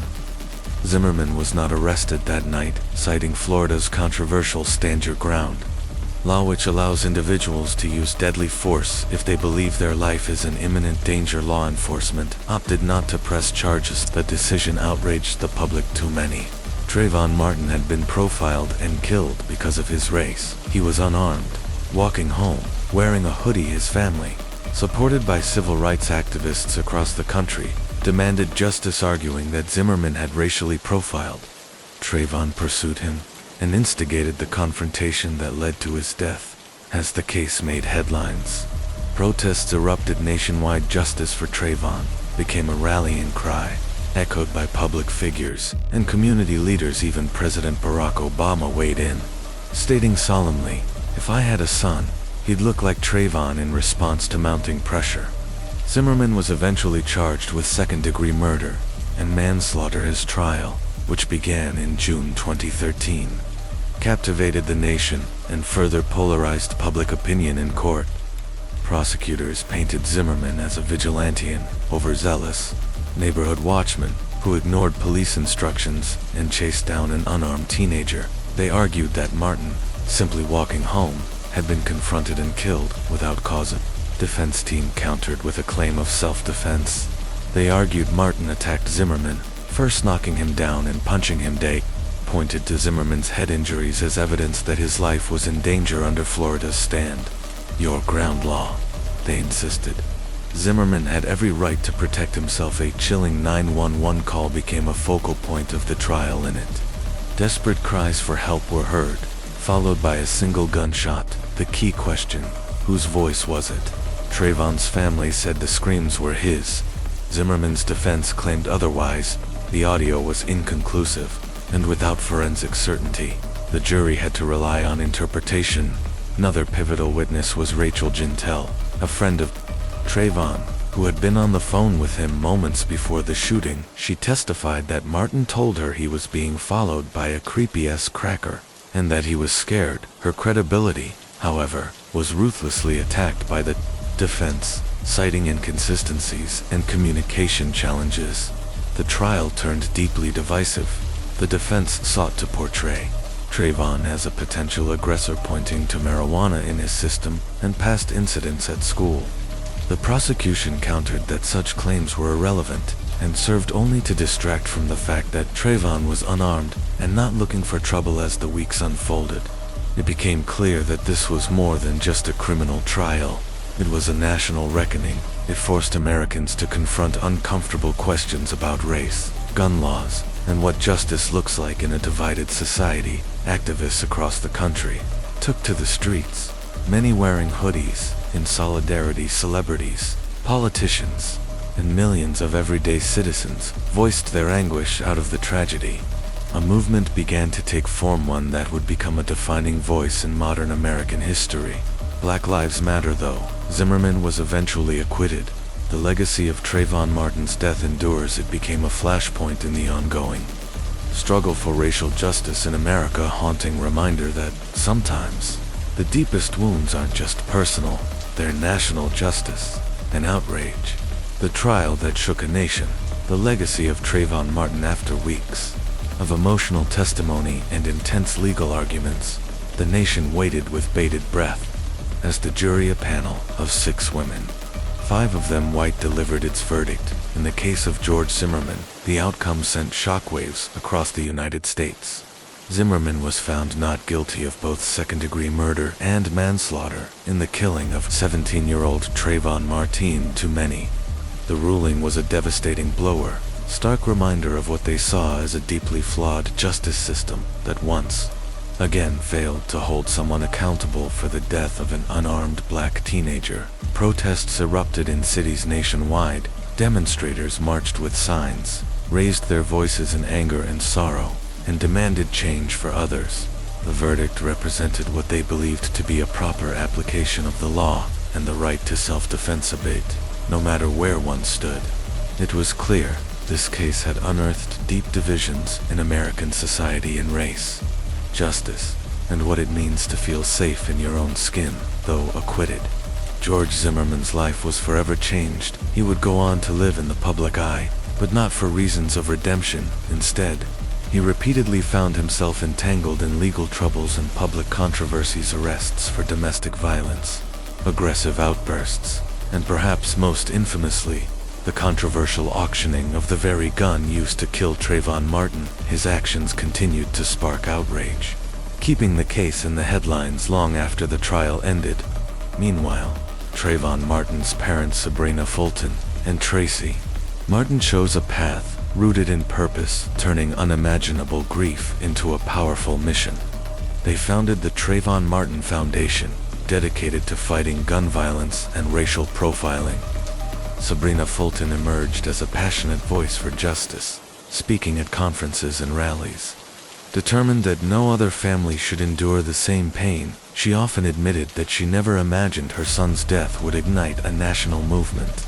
But she was committed to making sure his name meant something more than just tragedy. One of the most enduring legacies of Trayvon Martin's death was its role in fueling a movement that would reshape America's conversation about race and justice. In 2013, the phrase Black Lives Matter first appeared as a social media hashtag. In response to Zimmerman's acquittal, it quickly grew into a national, then global, movement demanding accountability, not only from the justice system, but also from society at large. The Black Lives Matter movement gained momentum with the deaths of Michael Brown in Ferguson, Missouri, and Eric Garner in New York, yet it was Trayvon Martin's hoodie, his bag of Skittles, and the iced tea he carried that remained seared into the nation's memory, a haunting symbol of innocence and the danger of assumptions. Even President Barack Obama addressed the case in deeply personal terms, saying, "Trayvon Martin could have been me." 35 years ago, his words struck a national chord, validating the lived experiences of countless Black Americans who saw their own sons, brothers, and friends in Trayvon's story. The impact rippled beyond politics in the world of sports and entertainment. Public figures stood in solidarity. LeBron James and his Miami Heat teammates famously wore hoodies in tribute. Artists referenced Trayvon in music, and spoken word celebrities, activists, and everyday people came together to say that this was not just about one boy, it was about all who faced discrimination, injustice, and violence simply because of the color of their skin. Trayvon's parents wrote books, attended vigils, and worked with other families who had lost loved ones. To gun violence, their efforts led to scholarships, awareness campaigns, and youth programs aimed at ensuring their son's legacy would endure not as a victim, but as a symbol of change. Despite the public awakening, the legal system itself changed slowly. Cases eerily similar to Trayvon's continued. Two emerged: armed Black individuals killed under controversial circumstances, often with little or no accountability. The stand your ground laws that played a pivotal role in Zimmerman's defense came under intense scrutiny. These laws, present in over 20 states, allow individuals to use deadly force without the duty to retreat if they feel threatened. Critics argued they disproportionately endangered Black Americans and emboldened vigilante behavior under the guise of self-defense. Efforts to reform such laws met resistance. Gun rights advocates and conservative lawmakers blocked significant changes. Even as public outcry grew, the debate raged on, reflecting the country's struggle between safety liberty, and accountability more than a decade. Later, Trayvon Martin's name still echoes in protests, courtrooms, classrooms, and conversations. His death was not just the loss of a teenager. It was the ignition of a firestorm that revealed how far America still had to go in confronting racial inequality. His story remains one of the most defining chapters in the modern civil rights movement. A 10-year-old walking home with candy and a drink became the face of a national reckoning, and while the pain of that February night in 2012 still lingers, Trayvon Martin's memory continues to inspire new generations to demand a world where no one is judged, followed, or killed because of the color of their skin. His hoodie, the Skittles, the iced tea, once mundane, now immortalized, are the quiet, haunting symbols of a life taken too soon. The abduction and murder of April Jones. Mark Bridger was no ordinary man. Behind his seemingly quiet exterior lay a disturbing past, marked by troubling stories and an obsession with young girls. When investigators later examined his computer, they found horrific material, violent child abuse images that painted a far more sinister picture than anyone had initially suspected. On the evening of October 1, 2012, in the small market town of Machynlleth, Wales, 5-year-old April Jones was outside enjoying the last light of the day. She was riding her pink bicycle with friends, laughing and playing in the familiar safety of her close-knit community in a town where everyone knew each other. Children were often allowed to roam freely. It had always felt safe that evening. As the children played near their homes, a vehicle approached. Witnesses would later recall seeing a man in a Land Rover speaking with April. Moments later, she willingly got into the car to her young friends. It seemed harmless. Maybe he was someone April knew, perhaps a family friend, but April never returned home. When her parents, Coral and Paul Jones, noticed her absence, panic set in. They searched the neighborhood frantically, knocking on doors, calling her name, clinging to the hope that she had simply wandered off. But as time passed with no sign of her, they contacted the police. What followed was one of the largest and most intense search operations in British history. Within hours, hundreds of volunteers joined police officers to search fields, rivers, forests, every inch of the surrounding countryside. The town of Machynlleth became a hub of collective hope and desperation. Attention quickly turned to a man named Mark Bridger. His vehicle matched the description provided by the children. When police arrived at his home, they found a scene of horror. Bridger was attempting to destroy evidence in his fireplace. Officers discovered ashes and charred remains. Forensic analysis would later confirm what everyone feared. The burned fragments belonged to April inside Bridger's house. Blood matching April's DNA was found on his computer. Officers uncovered a trove of disturbing content, images of child abuse, and online searches related to the abduction and murder of children. Some of the images were of April herself, taken from her family's social media profiles before her disappearance. Despite overwhelming evidence, Bridger refused to reveal the truth. He claimed he had accidentally run April over and, in a state of shock, couldn't remember what he did with her body. But forensic experts dismissed this explanation. Investigators believed Bridger had lured April into his car under false pretenses, likely with the intent to sexually assault her, and then killed her to avoid being caught. He had then meticulously disposed of her body, a method so calculated that to this day, her full remains have never been found. For months, the search continued. Thousands of people combed through the landscape, refusing to give up. The town, once peaceful and trusting, was now cloaked in mourning. Pink ribbons, April's favorite color, adorned lampposts, fences, and windows. Candlelit vigils were held. The community was united in grief, hope, and disbeliefs. The days turned 2 weeks. It became heartbreakingly clear April was never coming home. The case shocked the nation and reignited national conversations around child protection, sex offender monitoring, and the dangers lurking online. When Bridger's trial began in April 2013, the entire country watched with bated breath. The courtroom was filled with journalists, legal experts, and grieving townspeople. At the center of it all sat Coral and Paul Jones' parents, grappling with an unimaginable loss. Through every painful moment, they remained composed, their sorrow etched deeply into their faces. Prosecutors laid out a harrowing case. They described Bridger as a manipulative predator who had carefully planned April's abduction. His work history, including time spent at a slaughterhouse, and his internet history, showed a pattern of violent fantasies and a dangerous obsession with young girls. His searches included details about notorious child killers, and the images found on his devices were both graphic and deeply disturbing. The forensic evidence was damning.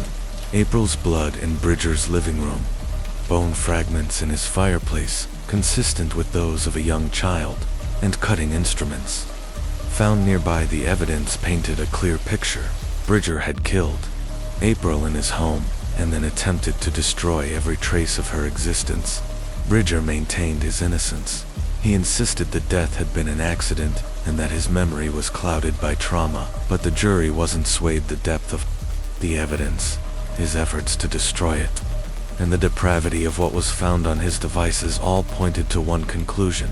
When the verdict was finally read aloud, the courtroom fell silent. Mark Bridger was found guilty of abduction, murder, and perverting the course of justice. The judge described him as a sadistic and manipulative predator who had committed an unforgivable crime and added to the family's suffering by refusing to reveal what he had done with April's body. He was sentenced to life in prison with no possibility of release. But for April's family, the pain remains without her remains. They were denied the chance to say a proper goodbye, to lay her to rest with dignity. To this day, the people of Machinlith remember April Jones, a joyful little girl whose life was stolen far too soon. And across the UK, her story serves as a stark reminder of the dangers that can hide in plain sight, and the importance of protecting the innocent at all costs. The abduction and murder of April Jones. The prosecution laid bare a horrifying portrait of Mark Bridger, one not of a man who made a tragic mistake, but of a calculating predator whose actions were deliberate and premeditated. A former slaughterhouse worker with a known history of troubling behavior, Bridger had developed a growing obsession with young girls. When police seized his computer during the investigation, they uncovered hundreds of indecent images of children, some as young as April. Disturbingly, they found pictures of April herself, downloaded from her family's social media accounts before she vanished. There were also searches related to infamous child murders, revealing that Bridger had spent time studying the crimes of notorious predators. This was no spontaneous accident. It was a well-rehearsed pattern fueled by dark fantasies. Bridger claimed April's death had been accidental, that he had hit her with his car, and, in shock, had no memory of what came next. But forensic evidence told a different, brutal story.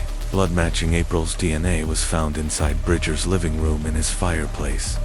Investigators found charred bone fragments later identified as belonging to a human child expert.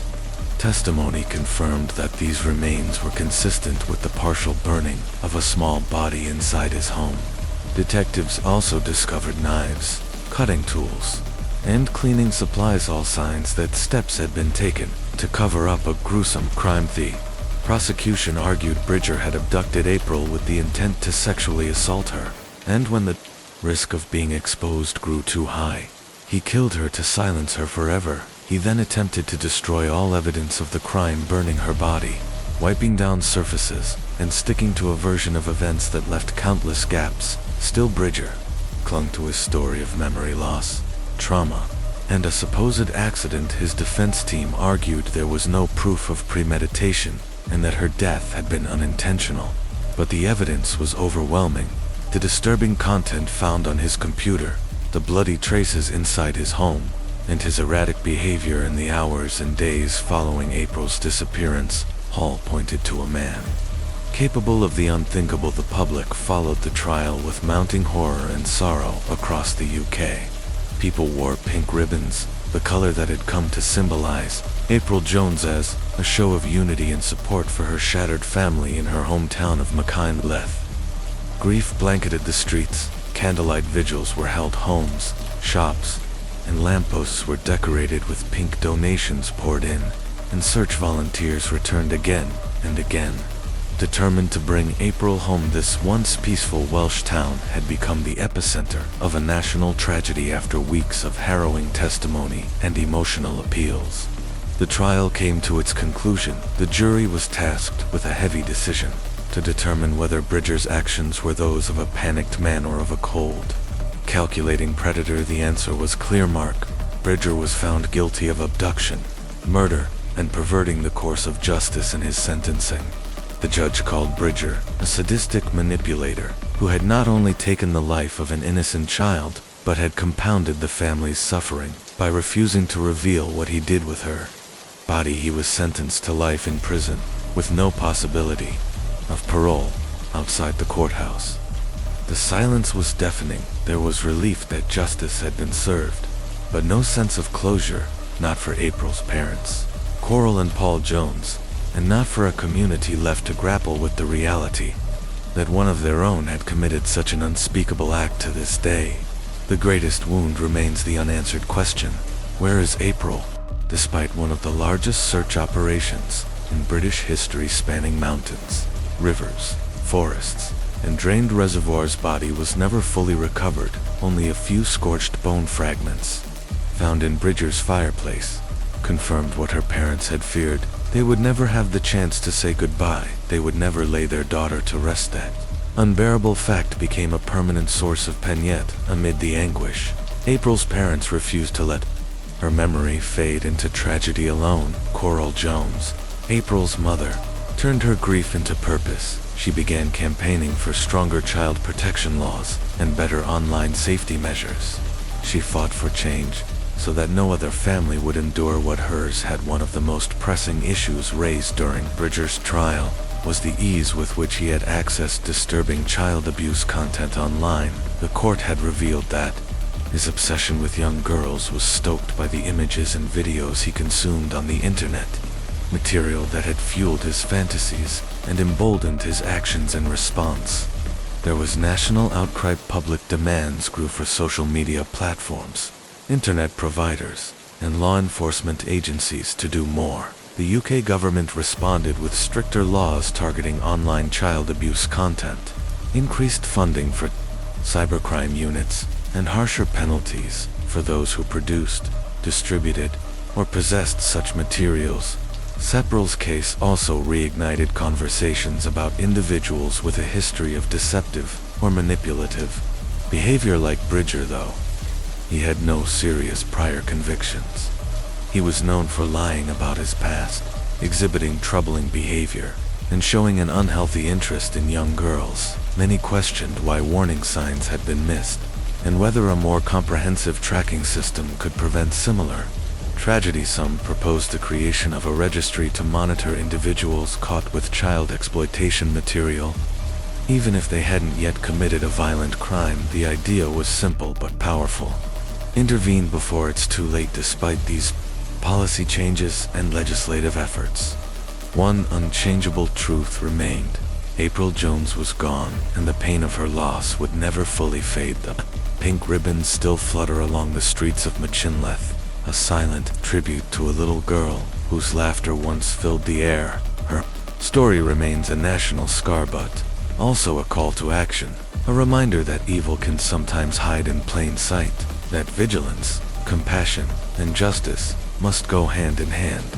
April's legacy endures in the laws that protect the vulnerable, in the hearts of those who searched tirelessly for her, and in the mission her family continues to fight for: a mission to ensure that no child is ever forgotten, no life ever discarded, no evil ever left unchallenged. As time passed, the town of Machynlleth struggled to move forward. Once known for its stunning landscapes and close-knit community, it would now forever be associated with one of the most horrifying crimes in British history.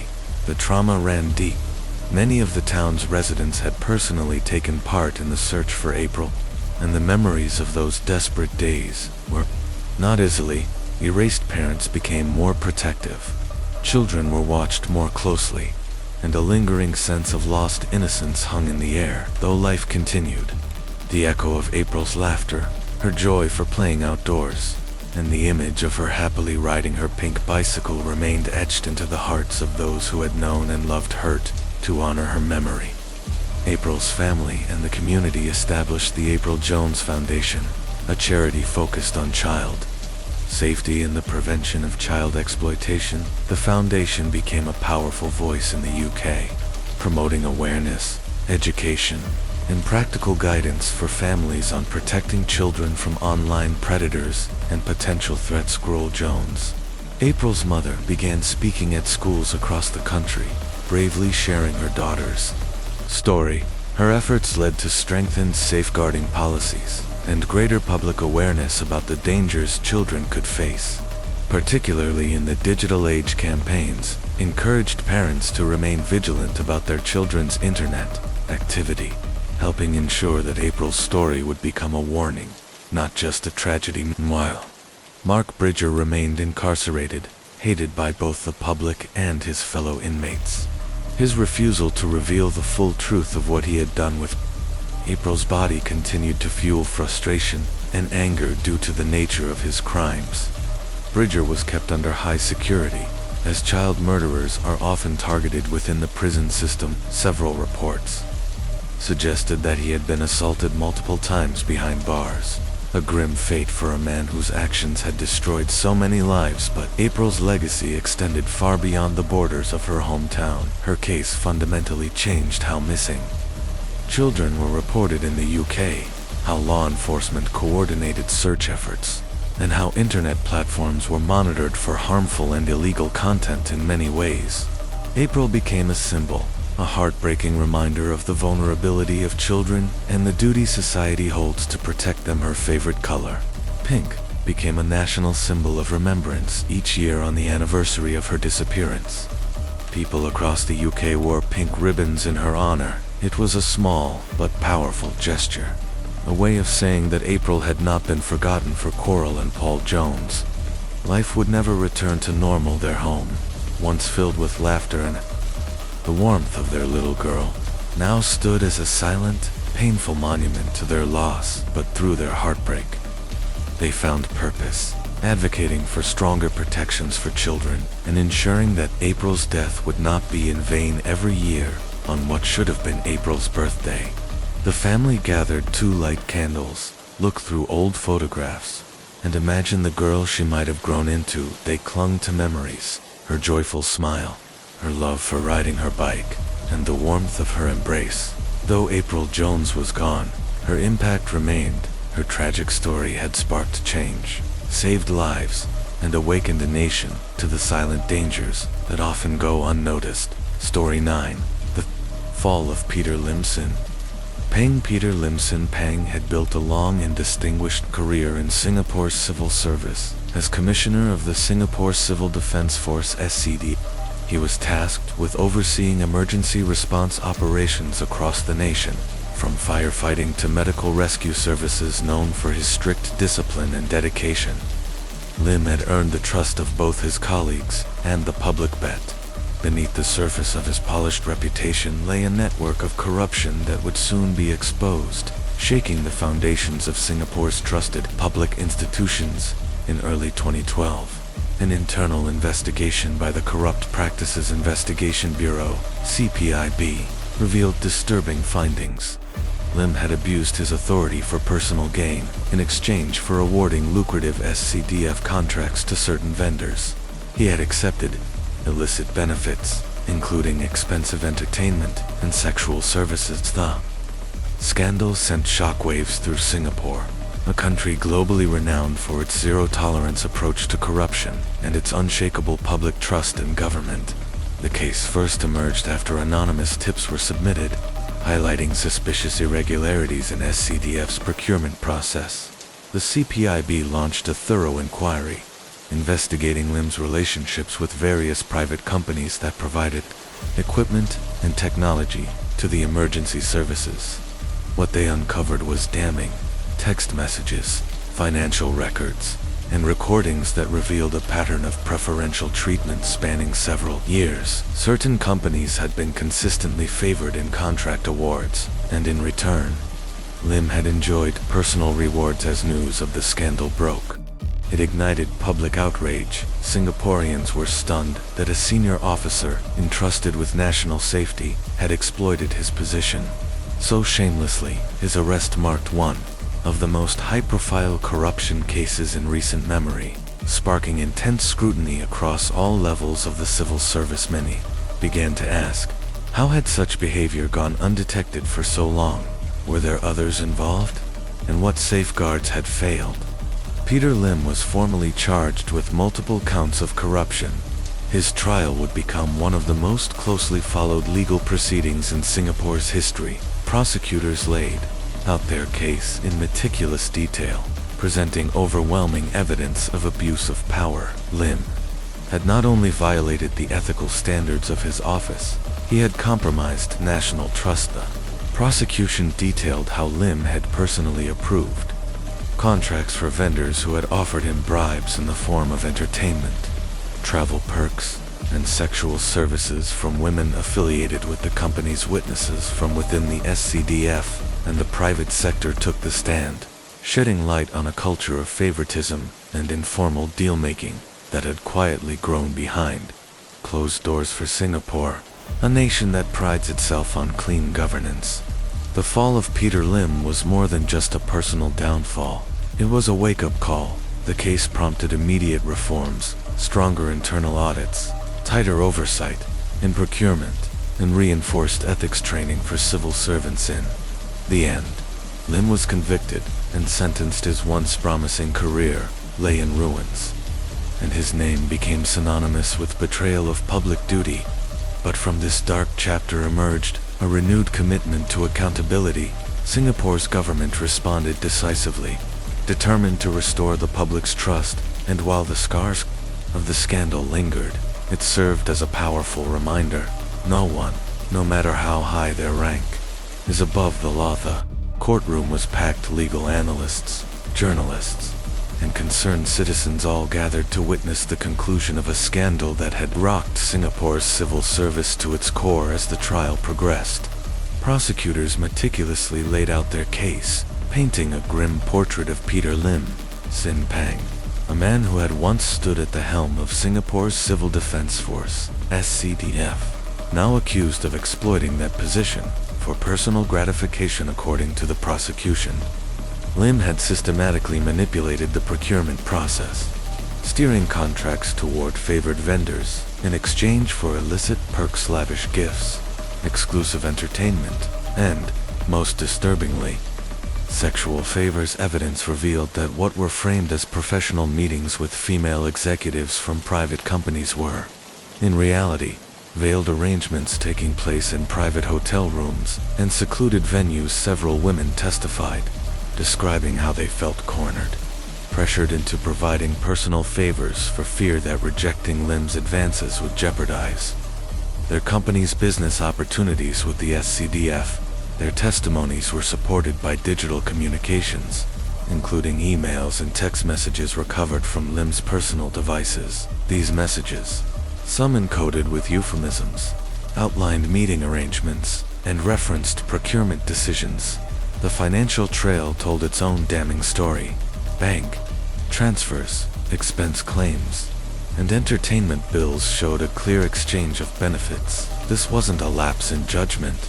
The prosecutors argued it was a sustained pattern of corruption that had spanned years. The defense, in turn, attempted to downplay the seriousness of Lim's actions. They claimed that the relationships, while improper, had been consensual, and that the gifts and favors were not directly tied to contract awards. They insisted that the procurement process was complex, involving multiple parties, and that Lim alone could not have influenced final decisions.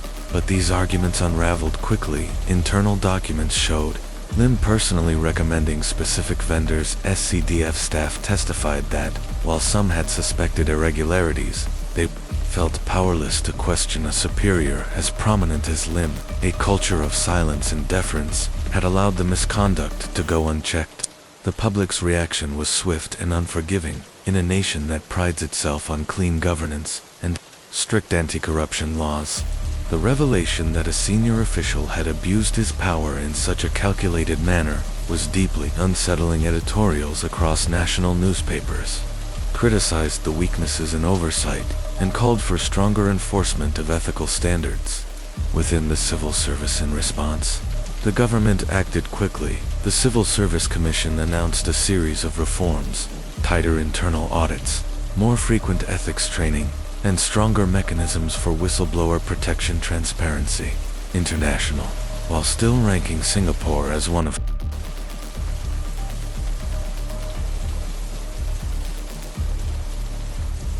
the least corrupt countries in the world, acknowledged the Lim case as a stark reminder that no system is impervious to human greed. As the trial neared its conclusion, the weight of the evidence proved undeniable. The prosecution had built an ironclad case, one that highlighted not only Lim's personal misconduct, but the institutional vulnerabilities that had allowed it to persist.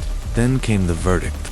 The courtroom fell silent as the judge delivered his ruling: guilty on multiple counts of corruption. The reaction was immediate. Some observers sighed in relief, while others shook their heads in disbelief. Lim stood motionless, his once commanding posture betraying signs of shame. A man who had built a life around discipline and leadership now faced the collapse of everything he once stood for. Sentencing followed shortly after. Given the gravity of his offenses, the court imposed a significant prison term and a substantial fine. The judge was firm. Lim's actions had not only shattered his own career, but had also eroded public confidence in Singapore's institutions. A strong punishment was necessary to send a clear message: no one is above the law. Peter Lim Sin Pang, the former commissioner of the SCDF, was led away in handcuffs. Once trusted to protect the nation's citizens, he was now imprisoned, condemned by the very justice system he had once served in. The days that followed, Singapore grappled with the implications of the case. Discussions about ethical leadership, institutional accountability, and the importance of vigilance dominated public discourse. While Lim's fall from grace marked a dark chapter, it also sparked a renewed commitment to safeguarding the values that Singapore held dear. The fall of Peter Lim Chong Pang, Singapore's high-ranking disgrace. The courtroom was packed. Legal experts, journalists, and curious citizens filled the gallery, waiting to see how one of the most significant corruption trials in Singapore's recent history would unfold. At the center of the storm stood Peter Lim Chong Pang, the former commissioner of the Singapore Civil Defence Force, SCDF, a man once entrusted with public safety, now accused of betraying that very trust. The prosecution delivered a scathing portrait of Lim not as a public servant, but as a man who had used his position of power to satisfy personal greed. Evidence showed that Lim had manipulated SCDF procurement processes, steering contracts towards certain vendors in exchange for bribes and personal favors. One of the most damning revelations was that Lim had arranged private meetings with female executives from companies doing business with the SCDF. These meetings, initially disguised as work-related, often occurred in hotel rooms or secluded places. Several women testified that Lim made it explicitly or implicitly clear opportunities would be granted in exchange for personal favors. Fearing rejection would cost their companies valuable contracts. Some felt compelled to comply. Financial records, emails, and text messages pulled from Lim's devices painted a damning picture. Coded language hinted at clandestine meetings and improper transactions. Bank transfers, lavish gifts, and entertainment expenses tied directly to awarded contracts confirmed the pattern of corruption. The defense argued that Lim had never directly demanded bribes, that gifts were given voluntarily, and that the SCDF's procurement process involved multiple decision-makers. But the prosecution swiftly dismantled those arguments. Internal documents showed Lim's direct influence on contract recommendations. SCDF officers admitted they had long suspected misconduct, but feared challenging a superior of his stature. Singaporeans, known for their pride in clean governance, reacted with outrage. Editorials called for stronger oversight, and the government acted quickly, rolling out reforms that included stricter procurement checks, whistleblower protections, and ethics training for senior civil servants. When the final verdict came, Lim was found guilty on multiple counts of corruption. The judge emphasized that his betrayal had struck at the heart of public trust in Singapore's institutions. He was sentenced to prison and fined heavily, a symbolic and real fall from grace for a man once seen as a national protector led away in handcuffs. Lim's expression was unreadable, but to many, it spoke volumes. His disgrace became a national lesson in vigilance, integrity, and the dangers of unchecked power in the aftermath. Prime Minister Lee Hsien Loong reaffirmed that no one is above the law.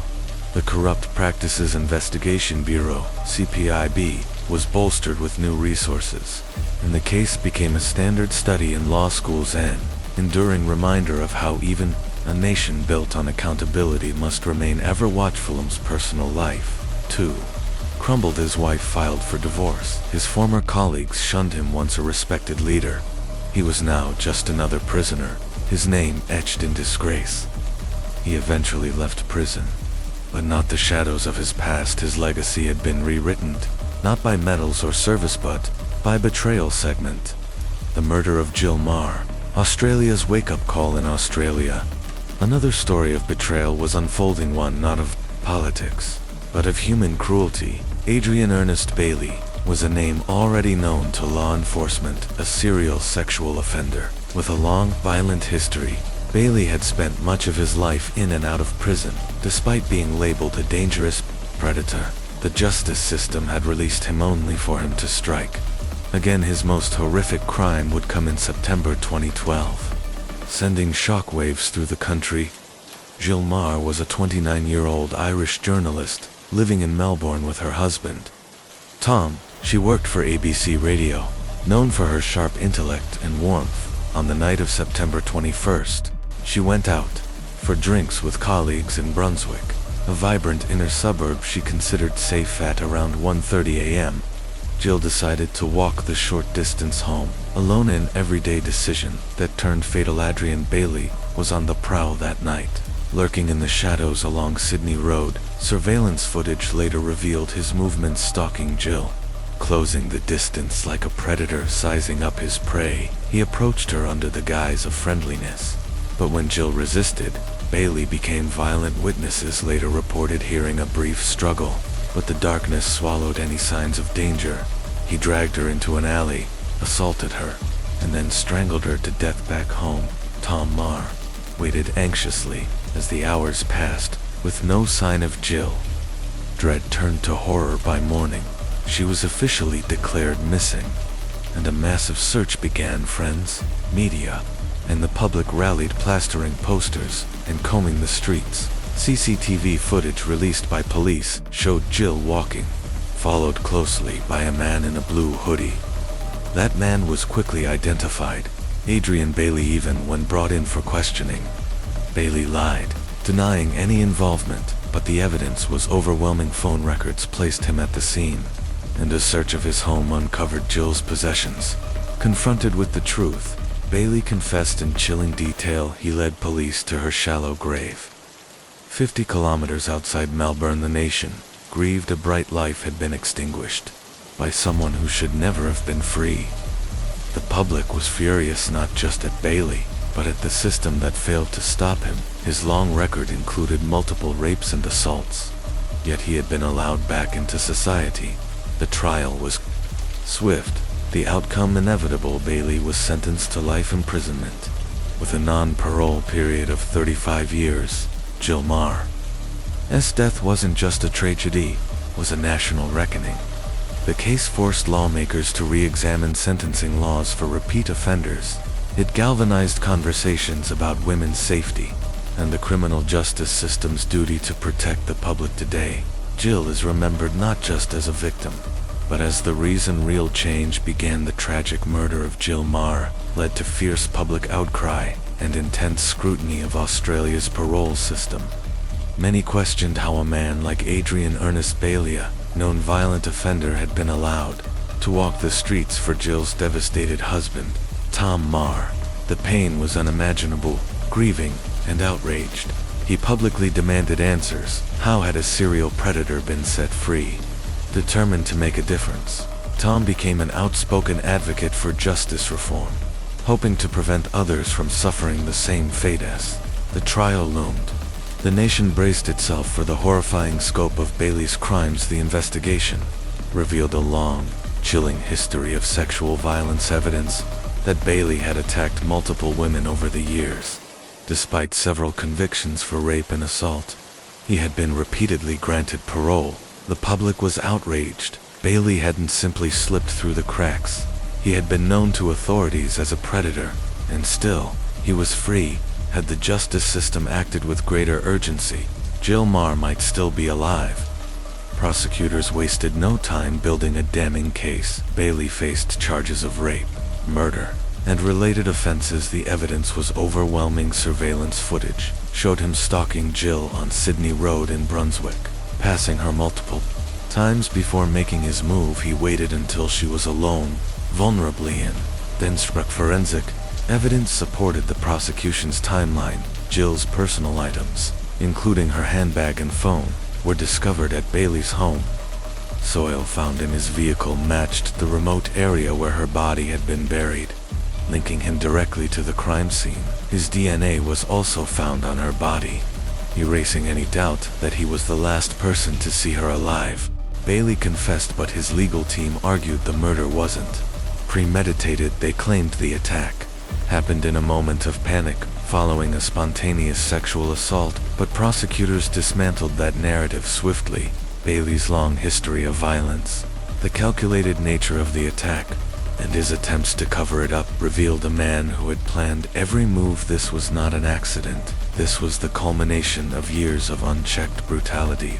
The nation was horrified. Protests erupted. Vigils were held across Melbourne and beyond. Jill's murder ignited a national conversation, not just about one man's crimes, but about violence against women, parole failures, and systemic injustice. Reclaim the Night became a powerful rallying cry as women demanded safer streets and tougher protections from predators. Tom Marr emerged as a steady, grief-stricken voice for change. Instead of retreating into silence, he spoke candidly about the heartbreak of losing his wife and the staggering failures that led to her death. His words resonated deeply. He questioned how someone with Bailey's record had been set free and pushed for legislative reform. His advocacy received widespread support and helped bring the issue to the forefront of national debate. As the trial neared, every development was closely followed. Journalists revealed how Bailey had gamed the legal system for years,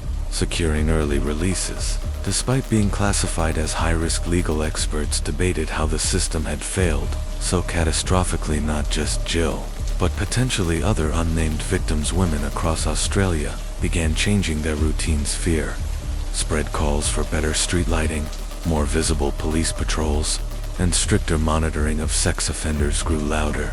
Jill's murder had become a turning point, forcing the country to confront the dangerous loopholes that had allowed a serial predator to roam free inside prison. Bailey faced the harsh reality of life behind bars. Even among inmates, those who harmed women or children are often reviled. Reports surfaced of multiple assaults against him in custody, a grim preview of what awaited him if convicted. When the trial began, the full horror of Jill's final moments was laid bare.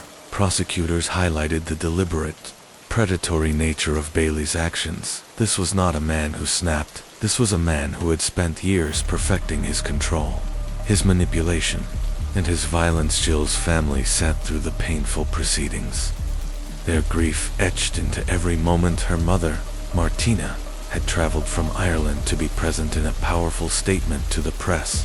She described Jill as vibrant, compassionate, and full of promise. Her daughter's death, she said, symbolized more than just personal loss. It represented the consequences of a broken system. Tom Marr, ever a steady presence, continued to demonstrate remarkable strength while grappling with his own sorrow. He stayed committed to fighting for reform, ensuring Jill's legacy would not be defined by her murder, but by the changes inspired. In its wake, Tom Marr attended every day of Adrian Bailey's trial, his face marked with the silent agony of a life forever altered in interviews. He spoke with heartbreaking honesty about the future he and Jill had dreamed of, plans to travel the world, build a life together, and grow old, side by side. All of it had been stolen in an instant as one of Bailey's many victims. Tom, like so many others affected by violent crime, was left to reconcile with a life shattered by the brutality of another. His tireless pursuit of justice for Jill and his calls to reform Australia's broken parole system resonated across the nation.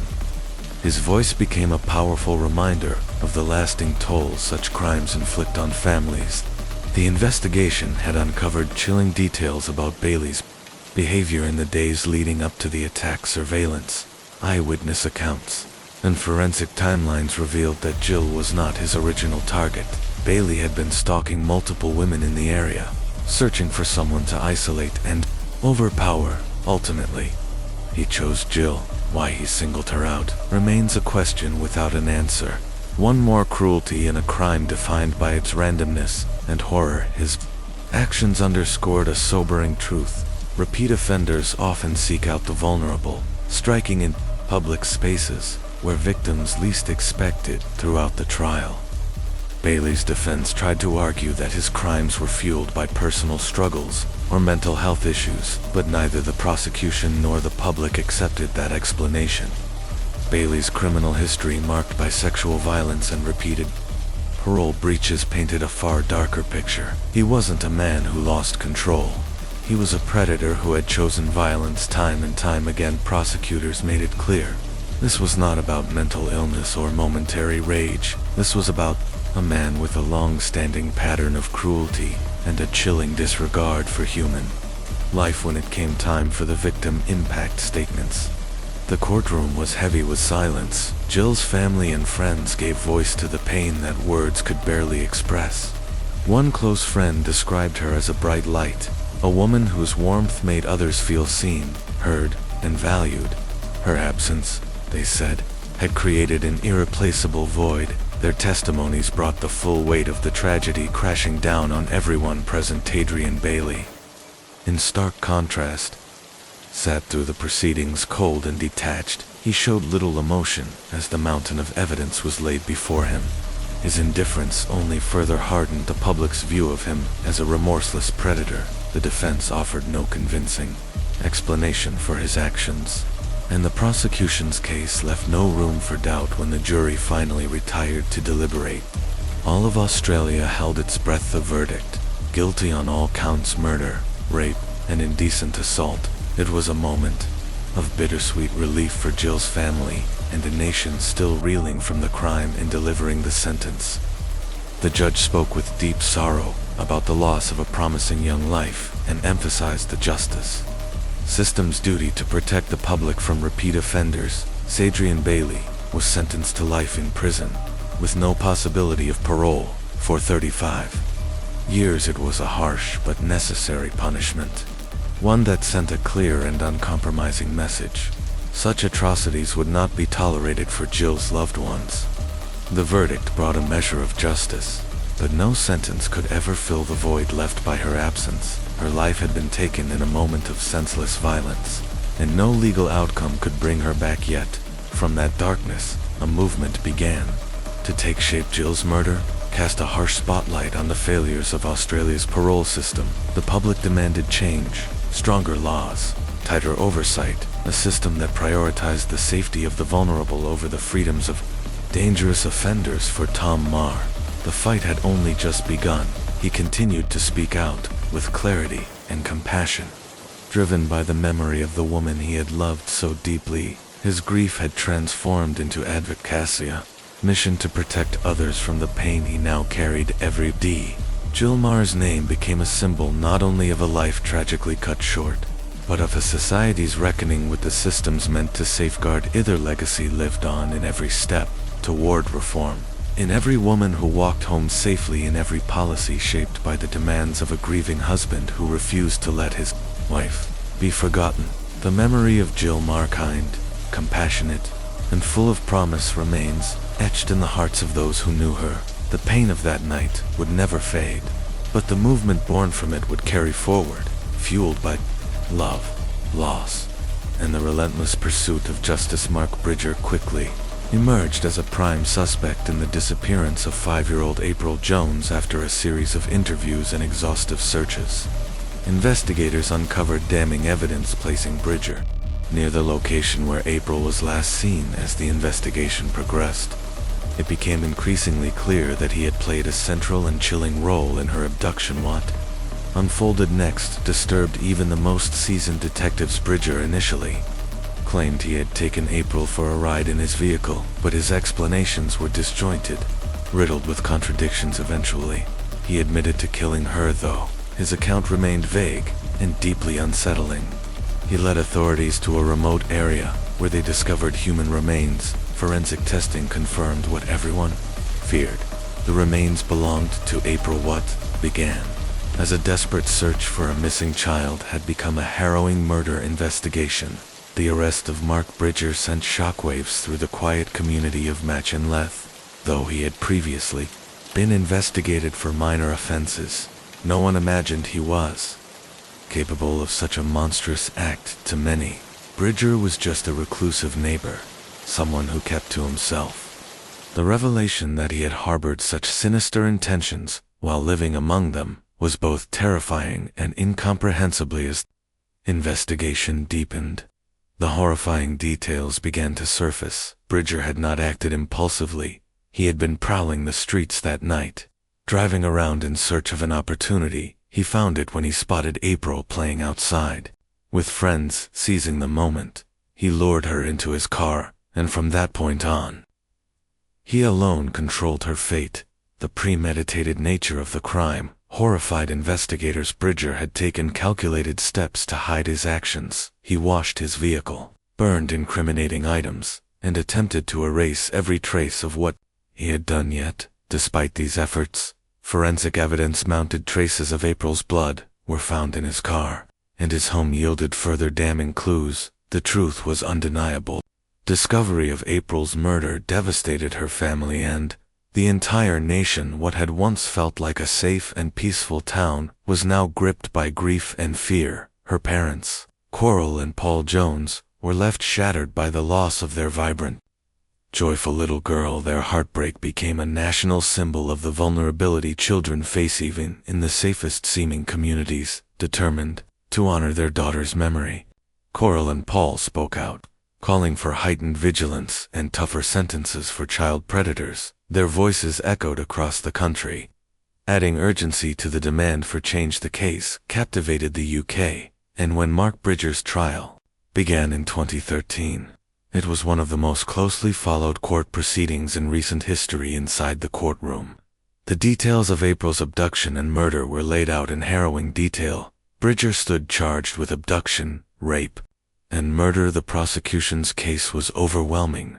They reconstructed his movements the night of April's disappearance, showing that he had deliberately driven around, searching for a child to target witnesses, and surveillance footage confirmed that he approached April near her home and convinced her to enter his vehicle, reportedly by saying he had seen her parents. But once inside, April vanished into a nightmare. Prosecutors made clear that Bridger had never intended to return. He drove her to his home, where she spent her final hours. The brutality of his actions, and his attempts to destroy evidence afterward, painted a chilling portrait of a man who had meticulously planned a violent and predatory crime. Bridger's demeanor throughout the trial showed little to no remorse. When questioned by police, his answers were incoherent and evasive. He claimed he didn't mean to hurt April, yet the evidence told another story entirely. Investigators uncovered a history of disturbing behavior, suggesting that Bridger had long harbored dark and predatory tendencies. His defense argued that he had suffered a temporary lapse in judgment, that the crime was not premeditated, but committed in a state of confusion and panic. But the jury saw through it. His efforts to clean his car, burn his clothes, and dispose of evidence made clear that he knew exactly what he had done, and he was trying desperately to avoid capture. Forensic experts confirmed the worst. DNA belonging to April was found in Bridger's car, and her blood was discovered on his clothing. It was irrefutable as the trial neared its end. Tension in the courtroom was suffocating. April's parents had attended every session, bearing witness to each agonizing detail. Their strength and resilience were extraordinary through their pain. They never lost sight of their goal, to see justice done for their daughter. In a powerful final statement, Coral and Paul Jones described April as a happy, loving, and spirited little girl, full of life and joy. Their tribute was both beautiful and heartbreaking. A reminder of the light that had been stolen from them and from the world. Mark Bridger was found guilty on all charges. He was sentenced to life in prison, with no possibility of parole though justice had been served. No sentence could bring April back. The wound her loss left would never fully heal, but her story galvanized a nation, sparking critical conversations about child safety, predator awareness, and the importance of never taking a single moment for granted. April Jones became more than a victim. She became a symbol of innocence, of the need for vigilance, and of a community's refusal to forget, despite the guilty verdict. April's family remained hollowed by grief. In a powerful statement to the court, they spoke of the unimaginable void left in their lives by her brutal and senseless death. No sentence could ever bring April back, but they hoped that by standing firm in their commitment to justice, they might help protect other children from ever facing the same fate. After several days of tense deliberation, the jury returned with a unanimous verdict. Mark Bridger was found guilty of the abduction, sexual assault, and murder of 5-year-old April Jones. As the verdict was read aloud, the courtroom sat in stunned silence. For many, it was a small measure of justice in the face of an overwhelming loss. During sentencing, the judge delivered a powerful condemnation of Bridger's actions, describing them as cold, calculating, and among the most horrific crimes the court had ever seen. He emphasized the lasting trauma inflicted, not just on April's family, but on the entire community. Bridger was sentenced to life in prison, without the possibility of parole, a sentence that ensured he would never walk free again. For April's family, the judgment offered some relief, but the damage had already been done. Their daughter's life had been stolen, her future erased, and while justice had prevailed in the courtroom, nothing could ever return what they had lost in the aftermath. The people of Machinlethand, the entire UK, mourned. April's name became a symbol of innocence, taken too soon. Her tragic death sparked a wave of national reflection on child safety and the dark, often invisible threats that can exist, even in the safest seeming communities. The case exposed uncomfortable truths. It raised urgent questions about the systems in place to protect children and whether those systems were doing enough for April's family. The pain became a mission. In the wake of the trial, Coral and Paul Jones stepped forward as advocates for child safety. They became powerful voices in the fight for stronger child protection laws, calling for tougher monitoring of individuals with criminal histories and increased public awareness about the risks of child abduction. They pushed for deeper reform in how repeat offenders are tracked and supervised, especially those with troubling behavioral patterns. Their efforts culminated in the creation of the April Jones Foundation, a nonprofit dedicated to improving child safety and preventing abduction. Through this foundation, the Jones family turned unimaginable pain into a force for good. They partnered with law enforcement, educators, and child welfare organizations to raise awareness, educate communities, and provide critical resources for parents. The foundation also campaigned for legislative change, seeking stronger background checks, better offender tracking systems, and national policies that prioritize the safety of children above all else. Their advocacy shed light on a glaring flaw. Mark Bridger's previous behaviors, including concerning conduct and known issues with alcohol, had raised red flags. Yet he remained free. That failure, they argued, must never be allowed to happen again. The media played a pivotal role throughout the case. News outlets extensively covered April's disappearance, the investigation, and Bridger's trial. The attention helped raise awareness about child abduction, but it also revealed ethical dilemmas about media conduct and sensationalism in such emotionally charged cases, while the public support for April's family was overwhelming. Professionals and child protection advocates warned that coverage must remain responsible, especially when dealing with vulnerable victims and grieving families. The national response was extraordinary. From city streets to rural villages, people across the UK expressed sorrow and solidarity with the Jones family. Public memorials were held, fundraisers were organized, and for a moment, a nation stood together, united by the heartbreaking story of a little girl whose light had been extinguished far too soon for the close-knit town of Michelin. The crime was a shattering loss of innocence. What had once been considered a safe haven now carried the scars of tragedy. Residents who once allowed their children to play freely outside began rethinking their sense of security. The community rallied together, launching neighborhood watch programs, increasing school safety efforts, and organizing community safety workshops to educate parents and children alike. Through tears, they began to heal, but the trauma lingered for April's friends, neighbors, and classmates.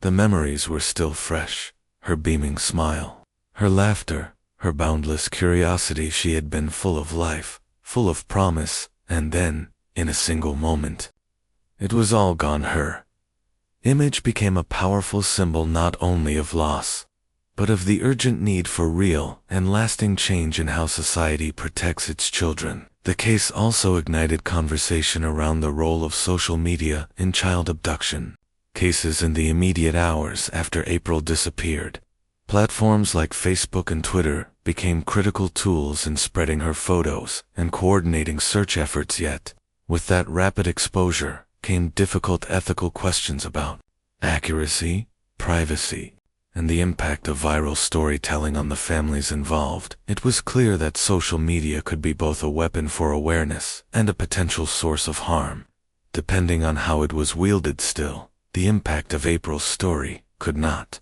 be overstated. It became a watershed moment in the UK's approach to child safety. It reminded families, communities, and governments that no place is immune from darkness and that protecting the most vulnerable must be a collective responsibility. Though April Jones was taken from the world far too soon, her legacy endures, not just in memory, but in action. Her parents' tireless efforts, their courage, and their refusal to let her death be in vain continue to inspire. Through the April Jones Foundation, through legislative pushes, and through every child kept safer in her name, April's spirit lives on. She is gone, but never forgotten. The case of April Jones is one of the most harrowing child abduction tragedies in recent British memory. A story of innocence shattered by evil and a community forever scarred by grief. Mark Bridger, a 46-year-old former abattoir worker, lived in a secluded cottage in the Welsh village of Michelin. To most, he appeared unremarkable, quiet, isolated, with a history of alcohol misuse and a pattern of concerning but unprosecuted behavior around young girls. Though he had no prior criminal convictions, subtle warning signs had been ignored until it was too late. In the evening of October 1, 2012, 5-year-old April Jones was playing near her home on her pink bicycle, enjoying the last light of day with her friends in a town where people left doors unlocked and children played freely. There was a strong sense of safety. That illusion was shattered in an instant. Witnesses later reported seeing April willingly getting into a Land Rover with a man to her young friends. It didn't seem strange. Perhaps he was someone they all knew. But when April didn't return home, her mother Coral began to panic as minutes turned to hours.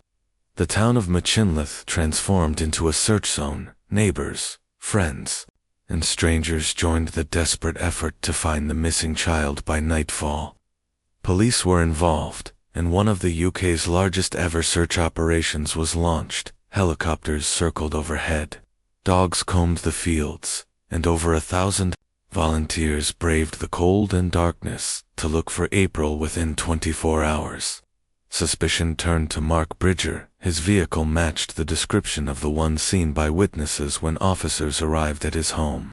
They found him attempting to burn what would later be identified as evidence: ashes, bone fragments, and pieces of fabric. Forensic experts quickly uncovered traces of April's blood in Bridger's home and on his belongings. DNA testing confirmed the grim reality. April had been inside his house, and she had been hurt during police interviews. Bridger offered a tangled web of lies. He initially claimed to have accidentally hit April with his car and panicked. But this story was inconsistent with the forensic evidence. Investigators believed that Bridger had deliberately lured April into his vehicle with sinister intentions. Once, at his home, he murdered her and attempted to destroy all traces of the crime.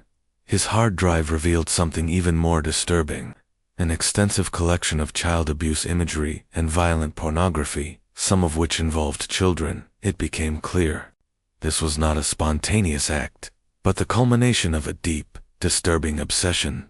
Despite intense questioning, Bridger refused to tell investigators what he had done with April's body. He offered only fragmented stories, never revealing the truth. His refusal left April's family in prolonged agony, unable to bury their daughter, unable to find closure. October 5th, just days after the abduction, partial remains were found near a river not far from Bridger's home. Forensic testing confirmed they belonged to April. The discovery brought heartbreak, but also ended the uncertainty that had plagued the town. In April 2013, Mark Bridger went on trial. The courtroom was packed with journalists and spectators, but all eyes were on Coral and Paul Jones, Brable's grieving parents. Throughout the proceedings, they maintained a quiet strength, listening as the gruesome details of their daughter's final hours were revealed.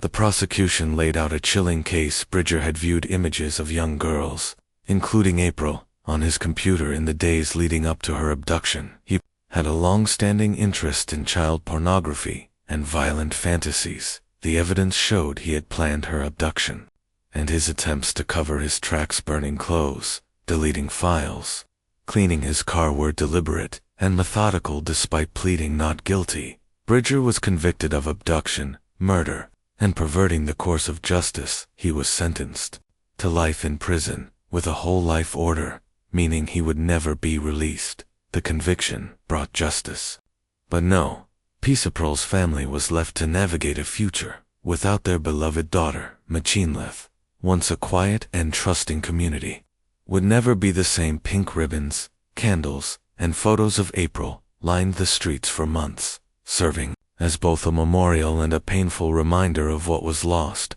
Her story ignited national debate about child safety, the monitoring of sex offenders, and the dark underworld of online predators. In the aftermath, there were calls for tougher laws, stricter sentencing, and improved digital surveillance of those who consumed child exploitation material. Despite the devastating loss, April's legacy lived on. The Jones family channeled their grief into advocacy, raising awareness and pushing for reform. Their courage transformed tragedy into a movement, a vow to make the world safer for children, so that no other family would endure what they had. The death of April Jones was a moment of national mourning, but her memory endures in the resilience of her community and the changes sparked in her name. It is a sobering reminder that justice doesn't end in a courtroom. It lives in every act of prevention, every policy change, and every child protected from harm. The prosecution's case against Mark Bridger was both compelling and deeply disturbing.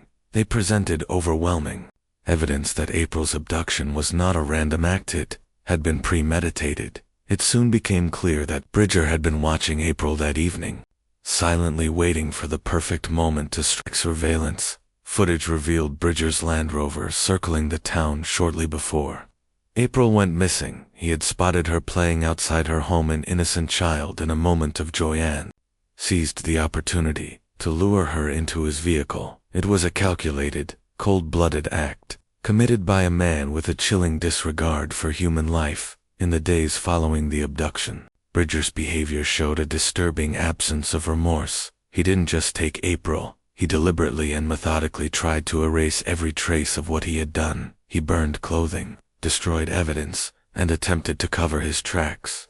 With terrifying precision, the prosecution painted a devastating portrait of a predator, with no empathy for his victim, someone who had carefully orchestrated the crime and then done everything possible to escape justice. The details of what happened to April inside Bridger's home were haunting. It was clear this was not a crime born of panic or impulse. After taking her to his isolated cottage, Bridger kept April for several hours before killing her. The exact circumstances remain uncertain, as Bridger never fully confessed, but forensic evidence suggested he had used a blunt object. The autopsy revealed that April had died from severe head trauma. Her body was later found discarded in an area near his home. Bridger's defense team attempted to claim he suffered from mental illness and impaired judgment due to alcohol abuse and unresolved trauma. They argued he had acted impulsively, not with intent, but the jury and the prosecution rejected that explanation. The evidence proved otherwise. His behavior before, during, and after the crime reflected awareness, planning, and control. This was not a man in a psychotic break. This was a man executing a horrific plan. Some of the most heart-wrenching moments of the trial came when April's parents, Coral and Paul Jones, took the stand. They spoke through tears about their daughter's radiant personality, laughter, her love of pink, her joyful energy. Their words cut through the courtroom silence like a blade for them. This trial wasn't just about punishing Mark Bridger. It was about standing up for their daughter, making sure her voice was heard even in death, and ensuring no other child would ever suffer at his hands. The community of Machin, a quiet, tight-knit town, was left in a state of collective mourning. Many had seen April playing just hours before she disappeared. Her face was familiar to everyone, and the realization that someone they knew, someone living among them, had committed this horror shattered their sense of security. But even in grief, the town came together in extraordinary ways. Vigils were held, ribbons tied to fences and trees, and support poured in for the Jones family from across the nation. Public reaction to the trial was intense. Media coverage was relentless. Every new detail, the forensics, the lies, the disturbing contents of Bridger's computer, fresh waves of national outrage, the brutality of the murder, and the cold-hearted effort to cover it up, shocked the conscience of a country. As the trial drew to a close, the jury faced the grave task of deciding Bridger's fate. The evidence was damning. There was no reasonable doubt. On May 30, 2013, the verdict was delivered. Mark Bridger was found guilty of the abduction, murder, and sexual assault of April Jones. The sentence, life imprisonment without the possibility of parole, ensured that he would never walk free again. While the conviction brought a measure of justice, it could not erase the pain. No prison sentence could bring April back or mend the trauma her family endured. For Coral and Paul, the grief remained a permanent wound, but in the aftermath, they found strength and purpose. They vowed to honor April's memory by fighting for the safety of other children there. Advocacy became a force for change in the years following April's murder. Her case became a catalyst for national discussions around child protection. It highlighted dangerous gaps in how society monitors individuals with histories of disturbing behavior. Mark Bridger, despite having a troubling background including previous allegations and heavy drinking, had never been flagged as a serious threat. That failure allowed him to slip through the cracks. The Jones family began pushing for reforms. They called for stricter monitoring of individuals with prior allegations of inappropriate behavior. Even in the absence of convictions, they advocated for changes in how authorities assess risk, urging that disturbing patterns, like those seen in Bridger's past, should not be ignored. Their efforts aimed to create a system where warning signs would lead to action, where people like Bridger would be closely watched before they had the chance to strike. Their campaign resonated with grieving families, child protection advocates, and lawmakers across the UK. Through their heartbreak, Coral and Paul became symbols of strength. They transformed their suffering into a mission of legacy of hope, born from unimaginable loss. April Jones' death will never be forgotten. Her bright spirit, stolen in a moment of monstrous cruelty, continues to light the path for change. Her case remains one of the most painful reminders of the dangers children face, but also one of the most powerful testaments to what love, community,